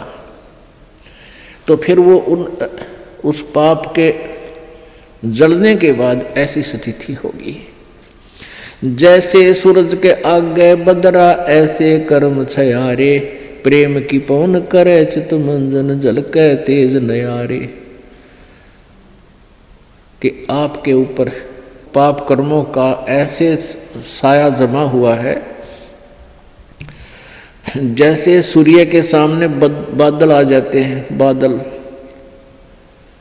और सूर्य विद्यमान होते हुए भी हम उसको नहीं देख पाते, अंधेरा छा जाता है। और कहते हैं फिर तेज हवा चलती है, परमात्मा कबीर जी बता रहे हैं तेज हवा चलती है तो बादलों को तितर बितर कर देती है और फिर सूर्य का प्रकाश आपके सामने बहुत ज्यों का त्यों होता है। यानी परमात्मा को निराकार बताने वालों ने इसलिए परमात्मा को निराकार बता दिया कि उनके पास वो साधन नहीं था, उनकी भक्ति वो नहीं थी जो आत्मा और परमात्मा के बीच में कर्मरूपी बादलों को दूर कर दे, हटा दे। जैसे सूरज के आगे बदरा ऐसे कर्म छयारे, प्रेम की पवन करे चित मंजन झलके तेज नयारे। तो परमेश्वर की सत भक्ति से आपके पाप कर्म जल जाएंगे और पाप कम हो जाएंगे, तब रुचि बढ़ेगी प्रभु में। आपकी आत्मा जो है परमात्मा की चर्चा चलते ही गदगद हो जाएगी, आंखों में आंसू आने लग जाएंगे। तो वह प्रेम की पवन चल पड़ी, प्रेम की पवन करे चित मंजन, फिर जल के तेज नयारे। तो इस प्रकार हमारे ये पाप जो संचित वो समाप्त हो जाएंगे। और जो प्रारब्ध कर्मों में हमें कोई भयंकर हानि होनी है वो भी सत साधना से हमारी कम होगी, समाप्त हो जाएंगे, बिल्कुल नहीं होगी। और छोटी मोटी हो भी तो वो हमारी भक्ति की कमजोरी से ही होगी, यानी भक्ति कम कर पाओगे या विश्वास कम होगा या कोई मर्यादा भंग हो जाएगी। तो उसके लिए सावधानी बहुत जरूरी है। जैसे माता गर्भ को राखे यतन बना और ठेस लगे तो छन होवे तेरी ऐसे भक्ति जा। तो इस प्रकार हमने अपनी भक्ति को सुचारू करना है। कबीर धूम धाम में दिन गया और सोचत होगी सांझ, एक घड़ी हरि ना भजा भई जननी जन गई बांझ। अब क्या बताते हैं परमात्मा? अब पहले तो बताया कि 3 घंटे तो कम से कम भक्ति आपने करनी चाहिए, 3 घंटे में तो आपका काम बने जाएगा। अब यहाँ कह दे कि एक घड़ी भी 24 मिनट, एक घड़ी में 24 मिनट और कहते हैं 24 मिनट भी अगर तू भक्ति, सत भक्ति, सतनाम की, सच्चे नाम का जाप नहीं कर रहा, नाम लेकर भी तू अपना जीवन सोच ले बर्बाद कर रहा है अपने आत्माओं। क्योंकि जब एक घड़ी शुरू हो गया तो अंदर के हमारे जो पाप खत्म होने लगेंगे और फिर रुचि इतनी बढ़ जाएगी, फिर घड़ी को नहीं याद रहे, फिर तो दिन रात सपने में भी मालिक याद आने लग जाती। यहाँ घड़ी इसलिए कहा है परमात्मा ने कि एक बार ये शुरू तो करें, एक घड़ी तो करें, 24 मिनट तो लाओ मालिक में, फिर देखना रुचि कितनी बढ़ है। जैसे कोई बीमार होता है और शुरुआत कर वो भोजन नहीं खा पाता, रोटी कड़वी लगती है, सेब संतरे किशमिश सब कड़वे लगते हैं, और फिर उसको न वो कड़वी दवाई ही दी जाती है, जैसे कुनीन दी जाती है, वो ना चाहते फाके मारना शुरू कर देता है। तो जब वो दवाई शुरू करता है तो पहले दूसरे दिन एक आध ग्रास रोटी का वो खाने लग जाए, रुचि बन जाती है, और कुछ दिनों के बाद फिर वह रुचि इतनी बढ़ जाती है, सूखी रोटी पा जाए वो भी खा जाएगा, वो भी खा लेगा। तो ऐसे ही एक घड़ी के लिए यहाँ इसलिए संकेत दिया है कि एक बार शुरू तक करे, फिर ये कर्मों का पाप नरमा जाएगा, कम होगा और परमात्मा की भूख बढ़ती चली जाएगी।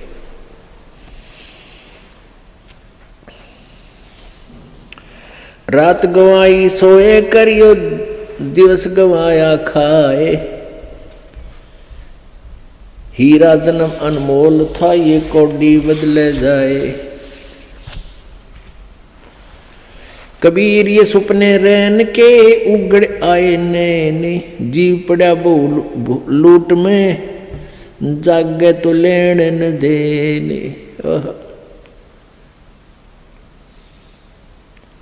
परमात्मा कहते हैं कबीर ये सुपने रैन के, ये रात जैसा सुपना है आपको, आज आपके पास कार है, कोठी है, ना है तो लो छोटा मोटा कोई व्यवसाय है, कोई धंधा है, बेटा बेटी है। जैसे हम सपने में देखते हैं ना, कई बार तो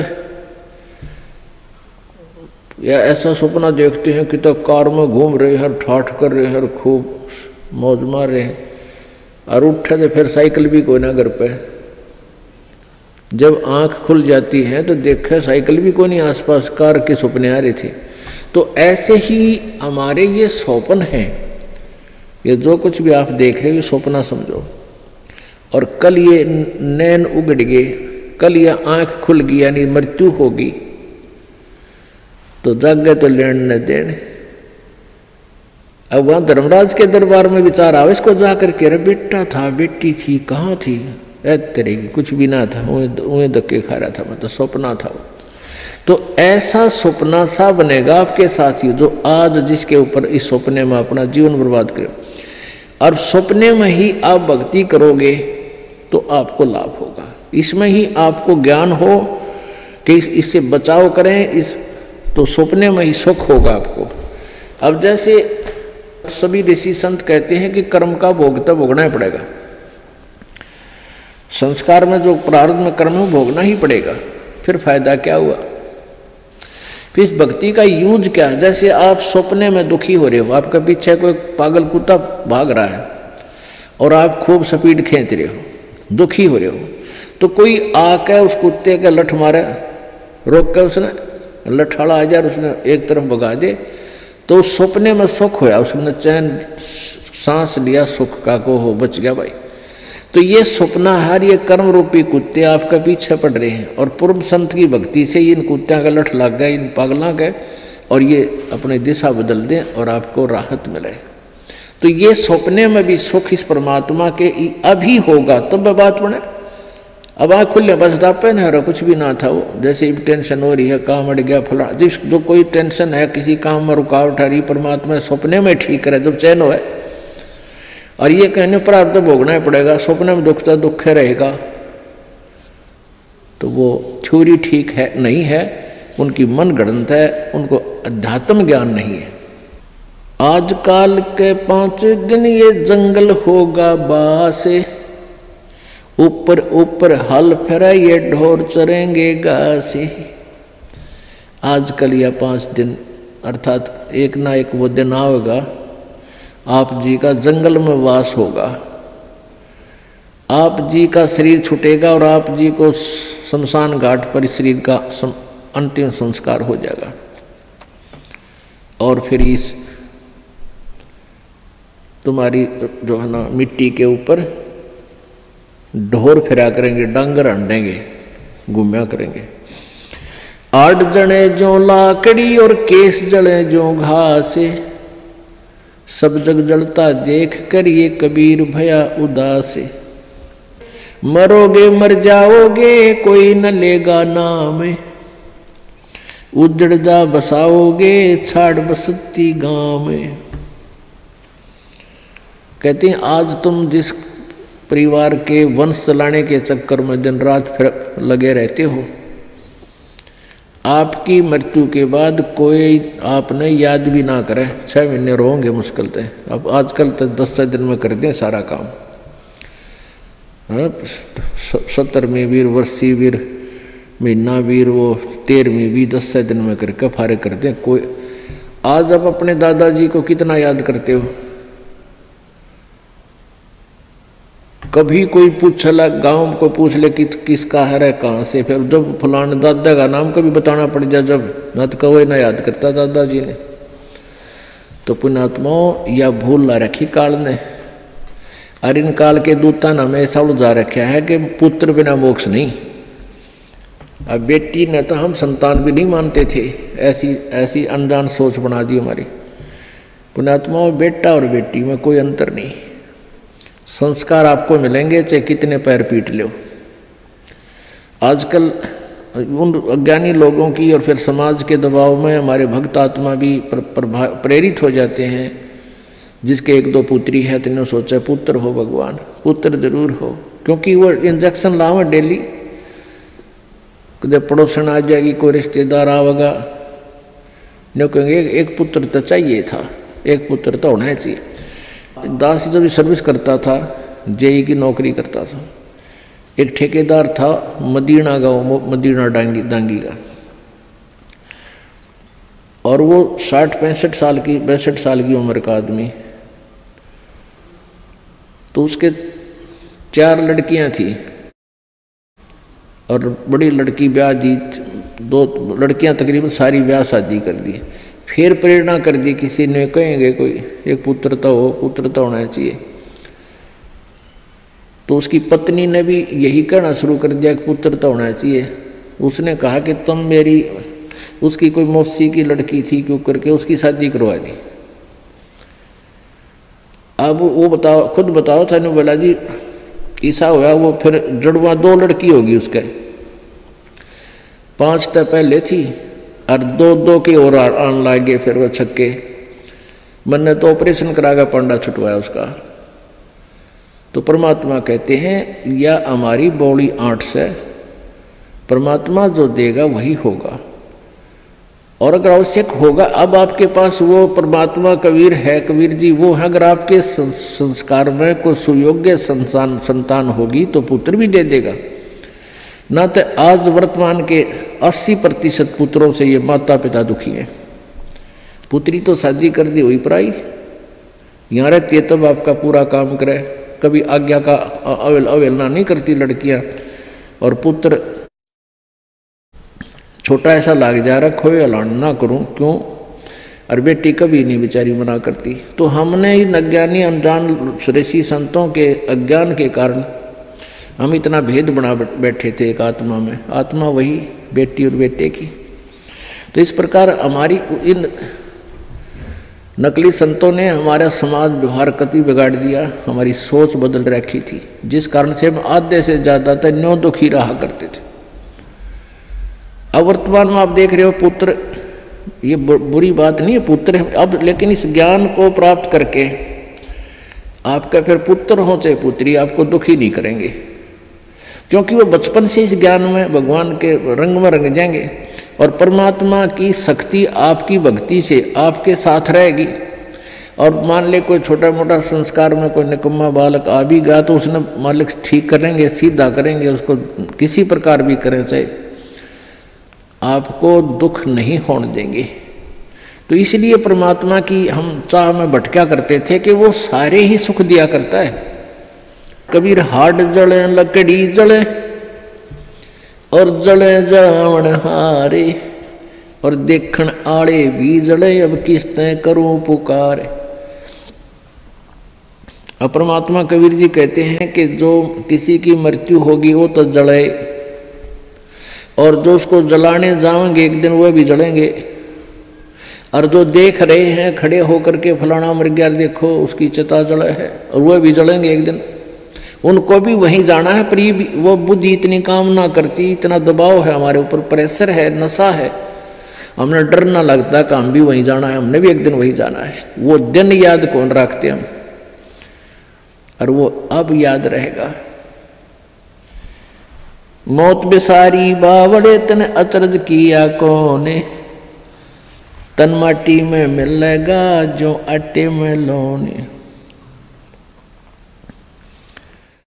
एक भगत था, एक संत था, और वो संत पतला दुबला और ठीक सा था, और बाकी वो अपने जैसे किसी वस्तु को कोई चिंता हो जा तो उसके चेहरे की, उसकी फेस की आकृति कुछ अजीब सी रहती है। तो एक भक्त आता था उस संत के पास, बढ़िया फलों के दर्जन फल, सेब संतरे लिया करता। तो वो देखा करता था कि महात्मा जी बहुत चिंतित से रहते हैं और बहुत ही ज़्यादा स्वस्थ नहीं है, सेहत अच्छी नहीं है। और दूसरे भक्त वहाँ दूध लाते थे तो वहाँ डेग सा बढ़ा रहा करता दूध का, फलों की टोकरी बड़ी रहती थी। वो संत जी औरों को दे देते थे प्रसाद रूप में, और फिर खीर खार बना के खिला देते थे। दूध आता था, चाय पानी दूध पी लेते थे अपना, थोड़ा बहुत जैसा पिया करते थे, बाकी भक्तों को पिला देते थे। तो वो एक धनी व्यक्ति जाता था, उनका सेवक, काफ़ी संतरे ले जाता, सेब ले जाता, अच्छे फल चढ़ा के आता, कुछ दक्षिणा दिया था। तो साधु से प्रश्न करता था कि महाराज जी आप कुछ चिंतित से रहते हो, क्या आप खाते पीते नहीं, आप पतले दुबले भी बहुत हो गए हो। महाराज जी कहने लगे भाई मैं खा लेता हूँ जैसा रुचि बनती है। तो दूसरे दिन फिर उसने पूछा, दूसरे तीसरे दिन कि महाराज जी क्या आपको कोई चिंता है, आप कुछ खाते पीते नहीं। आप संत जी कहने लगे भाई मुझे बहुत चिंता है, और इसलिए मेरे को कुछ खाया पिया ना जाता। तो उसने, उस धनी व्यक्ति ने सोचा भी साधु संतों की भी क्या चिंता हो है बता, हमारे कैसे गृहस्थियों ने तो 100 चिंताएं हों, पर संतों को क्या चिंता। उसने कहा महाराज जी आपको ऐसी कौन सी चिंता सता रही है। साधु ने कहा कि भाई मुझे मौत दिखाई देती है मेरी, मैं मरूंगा, इसलिए मेरे पर ज़्यादा रुचि खान पीन में नहीं, मुझे चिंता बनी रहती है कि मेरी मृत्यु होगी। तो संत कहने लगे जी कब होगी आपकी मृत्यु। अब उस भक्त ने सोचा कि अभी निकट भविष्य में ही शरीर छोड़ते होंगे 2-4 दिन में। उस समय उस संत की 40-45 साल की आयु थी। उन्होंने बताया कि भाई अभी मेरी 40 वर्ष बाद मृत्यु होगी, 40 वर्ष के बाद, और आज मेरी 45 वर्ष की आयु हो चुकी है। तो वो धनी भगत कहने लगा हे महाराज जी यह भी कोई चिंता हुई, मरना तो सब ने है, मृत्यु तो सबकी होगी, और साधु संत भी ये चिंता करें, कमाल की बात है, खा पिया करो, मौज करो, है ये तो सब ने मरना है क्या। अब वो प्रतिदिन आवे और यह बात कहे कि महाराज संत भी कदे मृत्यु तो डरा करें, ये तो सब ने मरना है, ये तो क्या बात है, खूब बड़े बड़े लेक्चर डाले। अब उस संत ने सोचा यो रोज दुखी करेगा, ला इसकी फड़क निकाल दूं। उसका मित्र था राजा संत का, और संत ने उस राजा से, मित्र नहीं उसका सेवक था, राजा से कहा कि संत ने कि वो जो धनी व्यक्ति है एक सेठ, उसको फांसी की सूली की सजा सुना दे, फांसी की, लेकिन तोड़ना नहीं है, उसके लिए कोई समय निर्धारित कर दे, महीने 20 दिन का, और उसके लिए कोठड़ी में बंद करके उसने सारा सामान रख उसके पास, दूध भी फल भी खूब ठाठ रखा, अच्छे बढ़िया घी दूध चूरमे खिला उसने। अब राजा अपने गुरुदेव का आदेश पाते ही राजा ने वो बुला लिया और कहा भी तेरे को फांसी की सजा सुनाई जाती है, तूने किसी व्यक्ति का मर्डर कर रखा है। अब वो धनी सेठ के सोच रहा है बड़ी बुंडी बनिया, तो मन किसी मृत्यु का कोई हत्या करी नहीं, देख फांसी की सजा होगी, दिन रख दिया 20-25 दिन, महीना 1.5 महीना जो भी। अब वो दिन तारीख दर दी, 25 तारीख 24 10 30 तारीख, वो 30 तारीख रख दी महीने की, या 14 6 8 जैसे भी कोई रख दी। तो हम अपने उदाहरण के लिए उसको 8 रख दी जो 1 महीने बाद थी, और एक कोठड़ी में बंद कर दिया, उसके आगे फल और दूध के पूरे पात्र भरे रहे, लोटे के लोटे। जब उस फांसी के दिन में 10 दिन पहले, 20 दिन जब उसने हो लिया उसको कैद में, ये पक्का हो गया तेरी फांसी होगी। संत जी गए वहाँ, उनके कैद की कोठड़ी के अंदर से इसके पास से घूम निकले, आगे को उसने देखा, श्रीयामा गए, गुरु जी गए, आवाज़ लगाई महाराज जी सुनियो महाराज जी। महाराज जी वापस आए, वन्य देखे थे को होगा तड़े बोल लेगा, मैंने देखते ही कौन से में है वो भगत, कहा न देखा महाराज जी ने, भाई कौन है तू। अगजी में वो फलाना सेठ से, और सेठ को भी पता था, उस धनी को भी पता था कि राजा इनकी पूरी मानता है गुरु जी की। और गुरुजी तक पहुंचा संदेशा जब बात पड़े तो उसने बता दी मैं वो सेठ हूँ फलाना राम, मैं विशंबर दास हूँ। बोला अच्छा, अरे तू बहुत कमज़ोर हो गया बेटा, क्या बात है? बिल्कुल कमज़ोर हो गया, ये फल रखे हैं, दूध रखा है, तो बहुत वीक हो गया रहा, खाता पीता कोई ना। ना महाराज जी कुछ नहीं खाया जाता, एक टूक भी नीचे नहीं जाता, बस धक्के तो गेरू है का दी रोटी अंदर जाती है शरीर में। क्या बात होगी? अब मेरे को फांसी की सजा सुना रखी है, कति झूठा केस है मेरे पर, गुरु जी मेरे पर दया करो, मेरी पीछा छुटवाओ। ने बोला अरे खा पी मृत्यु तो सब क्यों नहीं बेटा, खा देख दूध के गिलास भरे धीरे फल रहे, खा बेटा ठाट से, मृत्यु सब क्यों? अरे नहीं महाराज जी कति मेरी ज्ञामत है, कुछ नहीं खाया जाता। जब उसने उस राजा बुलाया, भाई छोड़ दिया भगत ने, ये तो निर्दोष है। तब उस संत ने बताया कि भाई लाला जी जिस प्रकार तने आठम दिखे थी ना, उन्होंने कहा था मैंने तो आठम दिखाई दिए से, कुछ नहीं खाया जाता। तो बेटा तने जिस प्रकार ये आठम दिखे है ना, क्योंकि आपको पता लग गया निश्चित होगी आठम न तू फांसी टूटेगा, डर बिना कहाँ। तो इसी प्रकार मुझे मेरी 40 वर्ष बाद हुआ आठम मन दिखाई दे आज, इसलिए मेरा इस संसार में रुचि रही नहीं। जिस प्रकार आपकी ना घर में रुचि, ना कहीं की रुचि, ना तू खास खाने में रुचि तेरी, एक ना कोई रुचि नहीं थी, बस मरता हुआ खाऊं था और आठम के गुण गाऊं था, उस आठम पर ध्यान लगाऊं था। तो परमात्मा कहते, संत जी कहते हैं कि मैं भी भाई मन ने अपनी आठम वह 40 साल पीछे आने वाली ऐसे ही नजर आ रही जैसे आप जी को अब दिखे थी। तो पुण्यात्माओं हमारे ऊपर इतना दबाव है इन तीनों गुणों का, इस त्रिगुणमयी माया का, कि हम 10 मिनट बाद भी याद नहीं रख सकते इस मौत को, और यह रखनी चाहिए, रखनी पड़ेगी। ज़्यादा से ज़्यादा 60 वर्ष, 65 वर्ष, 70 वर्ष तक ये शरीर ठीक रह सकता, घना स्वस्थ होगा। तो उसके बाद मान लिया चाहे 90 वर्ष भी उम्र होगी तो बस वह तो मौत तो ही भूंडा जीवन है, बाकी का।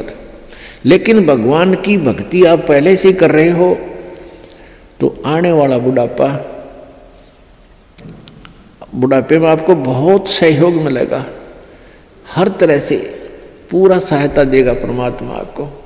नहीं तो इस जीव के ऊपर ये बुढ़ापा सबसे बड़ा कहर होया करे। इसी प्रकार गीता जी अध्याय नंबर 7 के श्लोक नंबर 29 में बताया है कि जो उस तत्व ज्ञान के आधार से, उस तत्ब्रह्म से यानी परम अक्षर ब्रह्म से, अध्यात्म यानी सारे इस अध्यात्म ज्ञान से और सभी कर्मों से परिचित हो जाता है।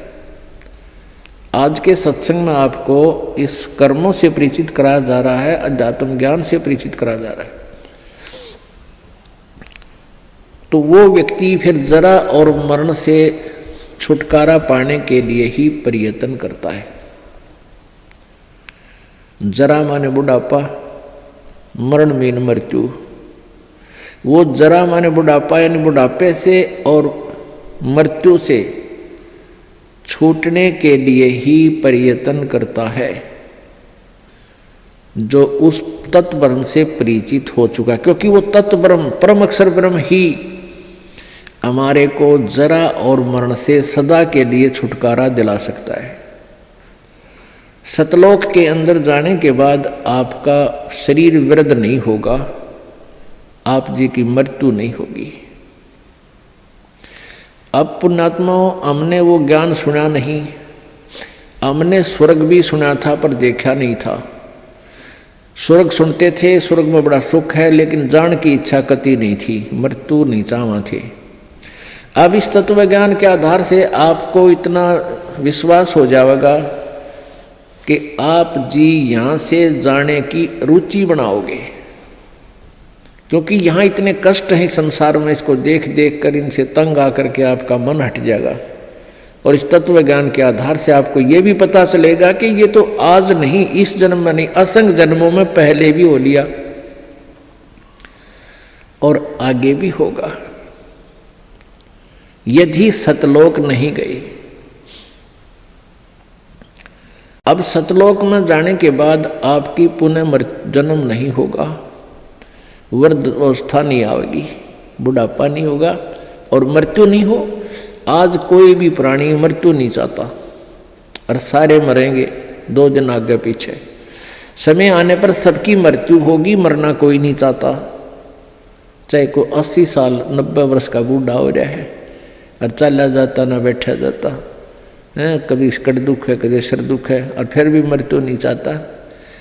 ठीक है ऊपर ले मन तो चाहे कह भी दे भगवान मन उठा ले, लेकिन जब ठाण का टाइम आवा ना, जब उल्टा हटता है कोई भी हटे, जिनको ज्ञान नहीं भगत नहीं उल्टे हटते।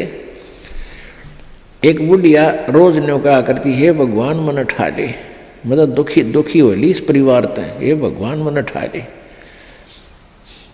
अब उसका पोता था बदमाश सा, उन्होंने सोचा बुढ़िया रोज न्यो का मन उठा ले, तो उसने न्यो सुन रखा था कि यमराज आते हैं, सर पर सींग होते हैं, उनकर हाथ में गदा होती है। तो लड़के ने 12-13 साल का था, उसने सर पर बड़ा साफा बांध दिया, उसमें सींग पो लिए 2 और हाथ में ले लिए गदा सी बना ली कपड़े की, जो करिए नकली रामलीला रखा है ना हनुमान की। और पहले इसे टिमटिमाते हैं दीवे होया करते, दीवा दिया ला, दीपक लगा दिया और बुढ़िया का हटा के मुँह पर तक कपड़ा ने बोला बुढ़िया बोले होशियार चल तुझे लेने आया। बुढ़िया ने देखा तो सचमुच आएगा यमदूत खड़ा है। ने बोला अरे भाई मन ने क्या करेगी तो योर कुण बार मन ने क्या करेगा बुढ़ी ने योर कुछ ना कुण बारह किसी ने दे जा तू।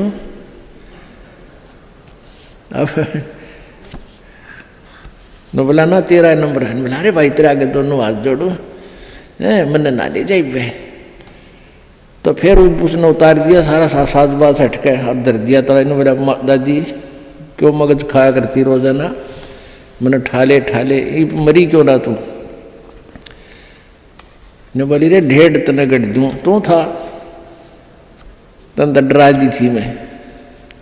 तो भाई बात ये है कि हम चाहे कोई भी कुछ कह रहे हमने ठाले, पर ठाने का टाइम आओ जब उल्टे उल्टे हटे हैं। तो कहने का भाव ये है कि हम मृत्यु नहीं चाहते, मृत्यु होगी। अब यहां से तो आपने मरना पड़ेगा, सब कुछ त्यागना होगा और ये मालूम नहीं कब त्यागना पड़ जाए।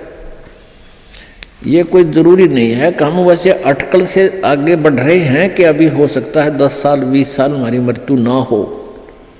अब कोई 60 साल का नहीं सोचा 20 साल तो 80 साल तो जीवेंगे। और क्या पता ये रोज दुनिया की मृत्यु होने लग रही, कोई 20 साल का, कोई 10 वर्ष का, कोई 50 वर्ष का, कोई 60 वर्ष का। तो ये अटकलबाजी हमें डबोरी है। हमने भगवान से डरना चाहिए और याद रखे उस मौत को, प्रथम परमात्मा को और सेकंड मौत को। फिर ना तो बुराई कर सकते, ना चोरी कर सकते, ना ठगी कर सकते, ना बदमाशी कर सकते, ना 2 नंबर का काम कर सकते कि जाना दिखेगा आपने। फिर तो यहाँ तो से तो आपने जाना ही पड़ेगा। और यदि आपकी श्रद्धा सच्ची लो उस सतलोक में जान की लगी, इस ज्ञान के आधार से आपकी आस्था या किसी परिवार जन्म में या किसी धन में नहीं रहनी चाहिए। जब आप यहाँ से चलन के योग्य होंगे और ये रहकर आपकी परीक्षाएं भी होंगी, आपके ऊपर कोई ऐसी आपत्ति ऐसा आएगा समय, फिर आप देखेंगे कि मेरी वृत्ति बेटे में है कि बेटी में, पोते में है कि या पोती में, कोठी में या कार में। आप जी ने अपने उस जाल को स्वयं काटने की चेष्टा करनी है कि तो जुल्म हो गया, मेरा तो बीच में आस्था है। और यहाँ आशा रही तो वापस जन्म होगा, जहाँ आशा ता बासा होई और मन कर्म वचन सुमरियो सोई। आपकी यहाँ किसी भी चीज में आशा रहेगी, आस्था रहेगी, तो वापस आप जी को आना पड़ेगा। इसी यहीं पर मन माने यहाँ फिर बैल बनकर आ जा। और यहाँ आशा नहीं रही तो फिर हमने आशा कब ना रहेगी, ये ज्ञान आधार बनाओगे, भक्ति घनी करोगे, दान धर्म खूब करोगे, उस भक्ति की शक्ति से भी आपके कुछ बंधन ऑटोमेटिकली कट जाएंगे। इतना दबाव बनेगा उसका, आपके मन में वो आना नहीं देगा और परमात्मा कोई ऐसी व्यवस्था आपकी बना देगा। और जो भक्ति नहीं करते तो फिर हमने यहाँ से तो जाना ही जाना है, भक्ति कर रहे हैं जो, उनके मन में ये आ जाना चाहिए कि फिर जन्म होगा तो फिर यह दुर्गति शुरू। मनुष्य जन्म भी हो गया तो मनुष्य जीवन में क्या सुख पाया अपना। आज हम 60 साल के हो गए, हमें पता है क्या मिला इस जीवन में और क्या हमारा था और क्या पराया था। तो इस ज्ञान के आधार से निर्णय हो जाएगा कि अगर फिर जन्म हो गया फिर वो प्रोसीजर, बेटा ना हुए तो दुखी हो गए तो महा दुखी, क्योंकि फिर उनके पालन में पोषण में कोई एकाधे की मृत्यु हो जाए काल तो फिर रोजाना करे काम, तो रो रो कर टक्कर मारेंगे, वह दुर्गति न्यारी। तो इन सब बातों को ध्यान रख के तो सच्ची श्रद्धा बना ले कि तो मरना पड़ेगा, पर इसी जगह चला फिर मरना ना पड़े, यहां से तो जाना पड़ेगा। तो इसलिए ये तो अपना है ही नहीं, चाहे बेटा है चाहे बेटी है, उनमें मोह है या ना है। तो अपने परिवार में आप जी ने ऐसे रहना पड़ेगा जैसे एक गाड़ी, रेलगाड़ी का कंपार्टमेंट होता है और उसमें आप सफर कर रहे हो, जिसका जहां स्टेशन आ जाएगा ऑटोमेटिकली उतर जाएगा। किसी का 2 घंटे का है, किसी का 10 घंटे का सफर है, किसी का 24 घंटे का है वो। तो ऐसे ही आप जी इसको ऐसा समझ कर रहोगे जैसे रेस्टोरेंट होते हैं, होटल में जाकर डट गए तो वहाँ सारी सुविधाएं होते हुए भी आपको पता है कि मेरी नहीं है, उनका प्रयोग भी करना है। उनमें मेज कुर्सी पलंग टीवी वहाँ पर है, उनका पंखा कूलर एसी फ्रिज उनका प्रयोग भी करना है, लेकिन अंडरस्टूड होता है कि मेरी को ना, ये तो धनी की है। तो ऐसे ही ये सारा रेस्टोरेंट, ये होटल, ये काल का है और हमने किराए पर अपनी पूंजी जमा करा का यहाँ, तो ये कुछ समय का रहने का यहाँ पर मिला हुआ है और ये व्यवस्था बता दी, इस खेती में बना रखा, ये मजदूरी कर, ये ऐसे खा ले, ये यहाँ छोड़ रखा है। लेकिन ये अपनी नहीं, हम यहाँ होटल में कुछ दिनों के लिए सटे करे हुए। यदि ऐसी आस्था आपकी बन जाएगी तो फिर कोई पल्ला नहीं पकड़ेगा आपका, कोई बाधा नहीं बनेगी। अन्यथा जो भक्ति नहीं करते हैं उनकी कैसी वृत्ति होती है। अब जैसे कोई पिछले जन्म में भी कोई भक्त भक्ति करता था और वो पार ना होया, आप जी हो, परमात्मा चाहते हैं कि तुम सभी पार हो जाओ, बहुत अच्छी बात है, क्योंकि पार होने के लिए तो ये सारा खेल हो रहा है आपको पार करने के लिए। अब विद्यालय में बच्चे फेल भी होते हैं और पास भी अधिकतर ही होते हैं, और कुछ एक फेल भी हो जाते हैं, तो वो फेल हुए हुए गणे दुखी होया करें। तो ऐसे ही एक व्यक्ति किसी जन्म में कोई प्राणी, कोई आत्मा परमात्मा से विमुख हो गया, भक्ति ना करी, छोड़ गया, तो उनको फिर लेता है भगवान शरण में। एक किसान के घर जन्म हो गया उस पुण्यात्मा का। अब कहते हैं जो जन मेरी शरण में एक बार आ गया, परमात्मा कहते हैं हमारी शरण में एक बार कोई प्राणी आ गया तो फिर उसको जब तक वो पार नहीं हो लेगा उसके पीछा हम छोड़ना को नहीं। जो जन हमारी शरण है ताका हूं मैं दास, और गेल गेल ला गया फिर जब लग धरती आकाश। तो उसी विधान से परमात्मा उस किसान के पास गए और किसान से कहा कि भाई, किसान पहले बैठे, राम रमी हुई, क्योंकि पिछले संस्कारी जो भक्त होते हैं वो कहीं भी जन्म ले लो उनमें वो भाव श्रद्धा बनी रहती है। आओ महाराज जी बैठो जी, बड़ी आसन दे दिया, आप नीचे बैठ गया भगत की तरह। तो महाराज जी तो महाराज जी होते हैं, हमने भक्ति का ज्ञान सुनाते हैं, परमात्मा की चर्चा शुरू कर दी। तो वो किसान कहने लगा, कहाँ जी भक्ति तो मैं करता हूँ, क्या भक्ति तो मंदिर में जाता हूँ, शिव जी की पूजा करता हूँ। फिर सारी बात बताई, भाई यह भक्ति ठीक नहीं, भक्ति की विधि ये है जो आपके शास्त्रों में लिखी हुई है, कैसी करो। अच्छा जी ठीक सत है, भक्ति भी कराएंगे भाई, फिर उपदेश ले ले। अगना जी इब्बा नहीं, ये तो बच्चे छोटे छोटे हैं, ये थोड़े से ठीक हो जाए, अपना काम संभालन जोगे, फिर महाराज जी तेरे आप पक्का चेला बन जाऊंगा। लाख समझाने पर भी नहीं माना, यही कहता रहा। परमात्मा चले गए। कुछ दिनों के बाद फिर गए, देखा क्या किसान के 2 लड़के थे, उन लड़कों के भी बच्चे हो रहे, उन खिलाने लग रहा खूब प्यार से, सीने से लटा रखे पोते।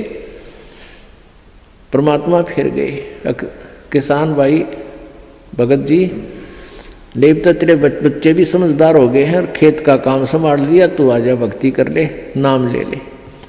ने बोला महाराज जी देख छोटे छोटे पोते हैं, बच्चे खेत में जहाँ हैं काम कर रहे हैं और मैं इनको बाद में संभाल रहा हूँ, अब मुझे फुर्सत नहीं है, थोड़े ही बच्चे पोते बड़े हो जाए थोड़े से, फिर मैं भक्ति करूँगा। बहुत कहने पर भी नहीं बोला ना बाबा जी दुखी ना करे मैंने, क्यों पोते घने प्यारे लग गया करे। यह काल का एक भयंकर जाल आगे और बढ़ा देता है उसके ऊपर। अब बेटे तो उल्टे बोल रहे, कोई धमका दे कोई खुरका दे, और वो पोते बोल लग रहे प्यारे प्यारे, तो वो घने प्रिय लगते हैं। न बोले बाबा जी तू तो सब ऐसा ही, तेरे तो कोई लाग नहीं, कोई संतान नहीं, तने क्या पता संसार के उसका है, कह दिया भक्ति कर ले, भक्ति नहीं होया करे, पोते बड़े हो लेंगे फिर बात करूँगा तेरे से, फिर जरूर नाम ले लूँगा, पक्की बात हो रही। नो टाल टूल दिया। अब 4 साल के बाद फिर आए परमात्मा संत जी रूप में। तो घर आके पूछा कि भाई तुम्हारा वो कहाँ गए तुम्हारे पिताजी दादाजी। वो पता चला कि वो तो मर गए, 4 साल हो गए, मृत्यु होगी। मालिक को तो पता था, क्या था कि खेत में उन्हें का बैल बन गया, आके बैल बन गया, बैल की जूनी प्राप्त की, और खेतों में उसका बेटा उसको हल में जोत रहा। अब परमेश्वर वहां पहुंचे, वो लड़का भी जाने था, महात्मा कई बार करते रोक दिया, कहा महाराज जी कैसे आना हुआ कि भाई डट जा तेरे बाबू, तो 2 बात बतलाऊंगा। उस बैल के कान में निकट सी जाकर कहने लगा, रे भगत अब तो आजा मेरी शरण में, तेरा शरीर छुटवा दूं बैल का, और नाम दे तेरे को मनुष्य जीवन दे दूंगा, और तू चाल देख ये दुखी हो रहा, तेरा लठ लग गया, तेरा बेटा लठ मारे हैं, और तेरी के दुर्गति हो रही, तो क्या कहे वो बैल। न्यू कह बाबा जी तू बोल रहा मत, अब मैं यहाँ से मर जाऊंगा, दूसरा बैल आ गया, वो थोड़ा काम करेगा, मेरे बेटा ने टोटा हो जाएगा, वो तेरा गजब हुई हो।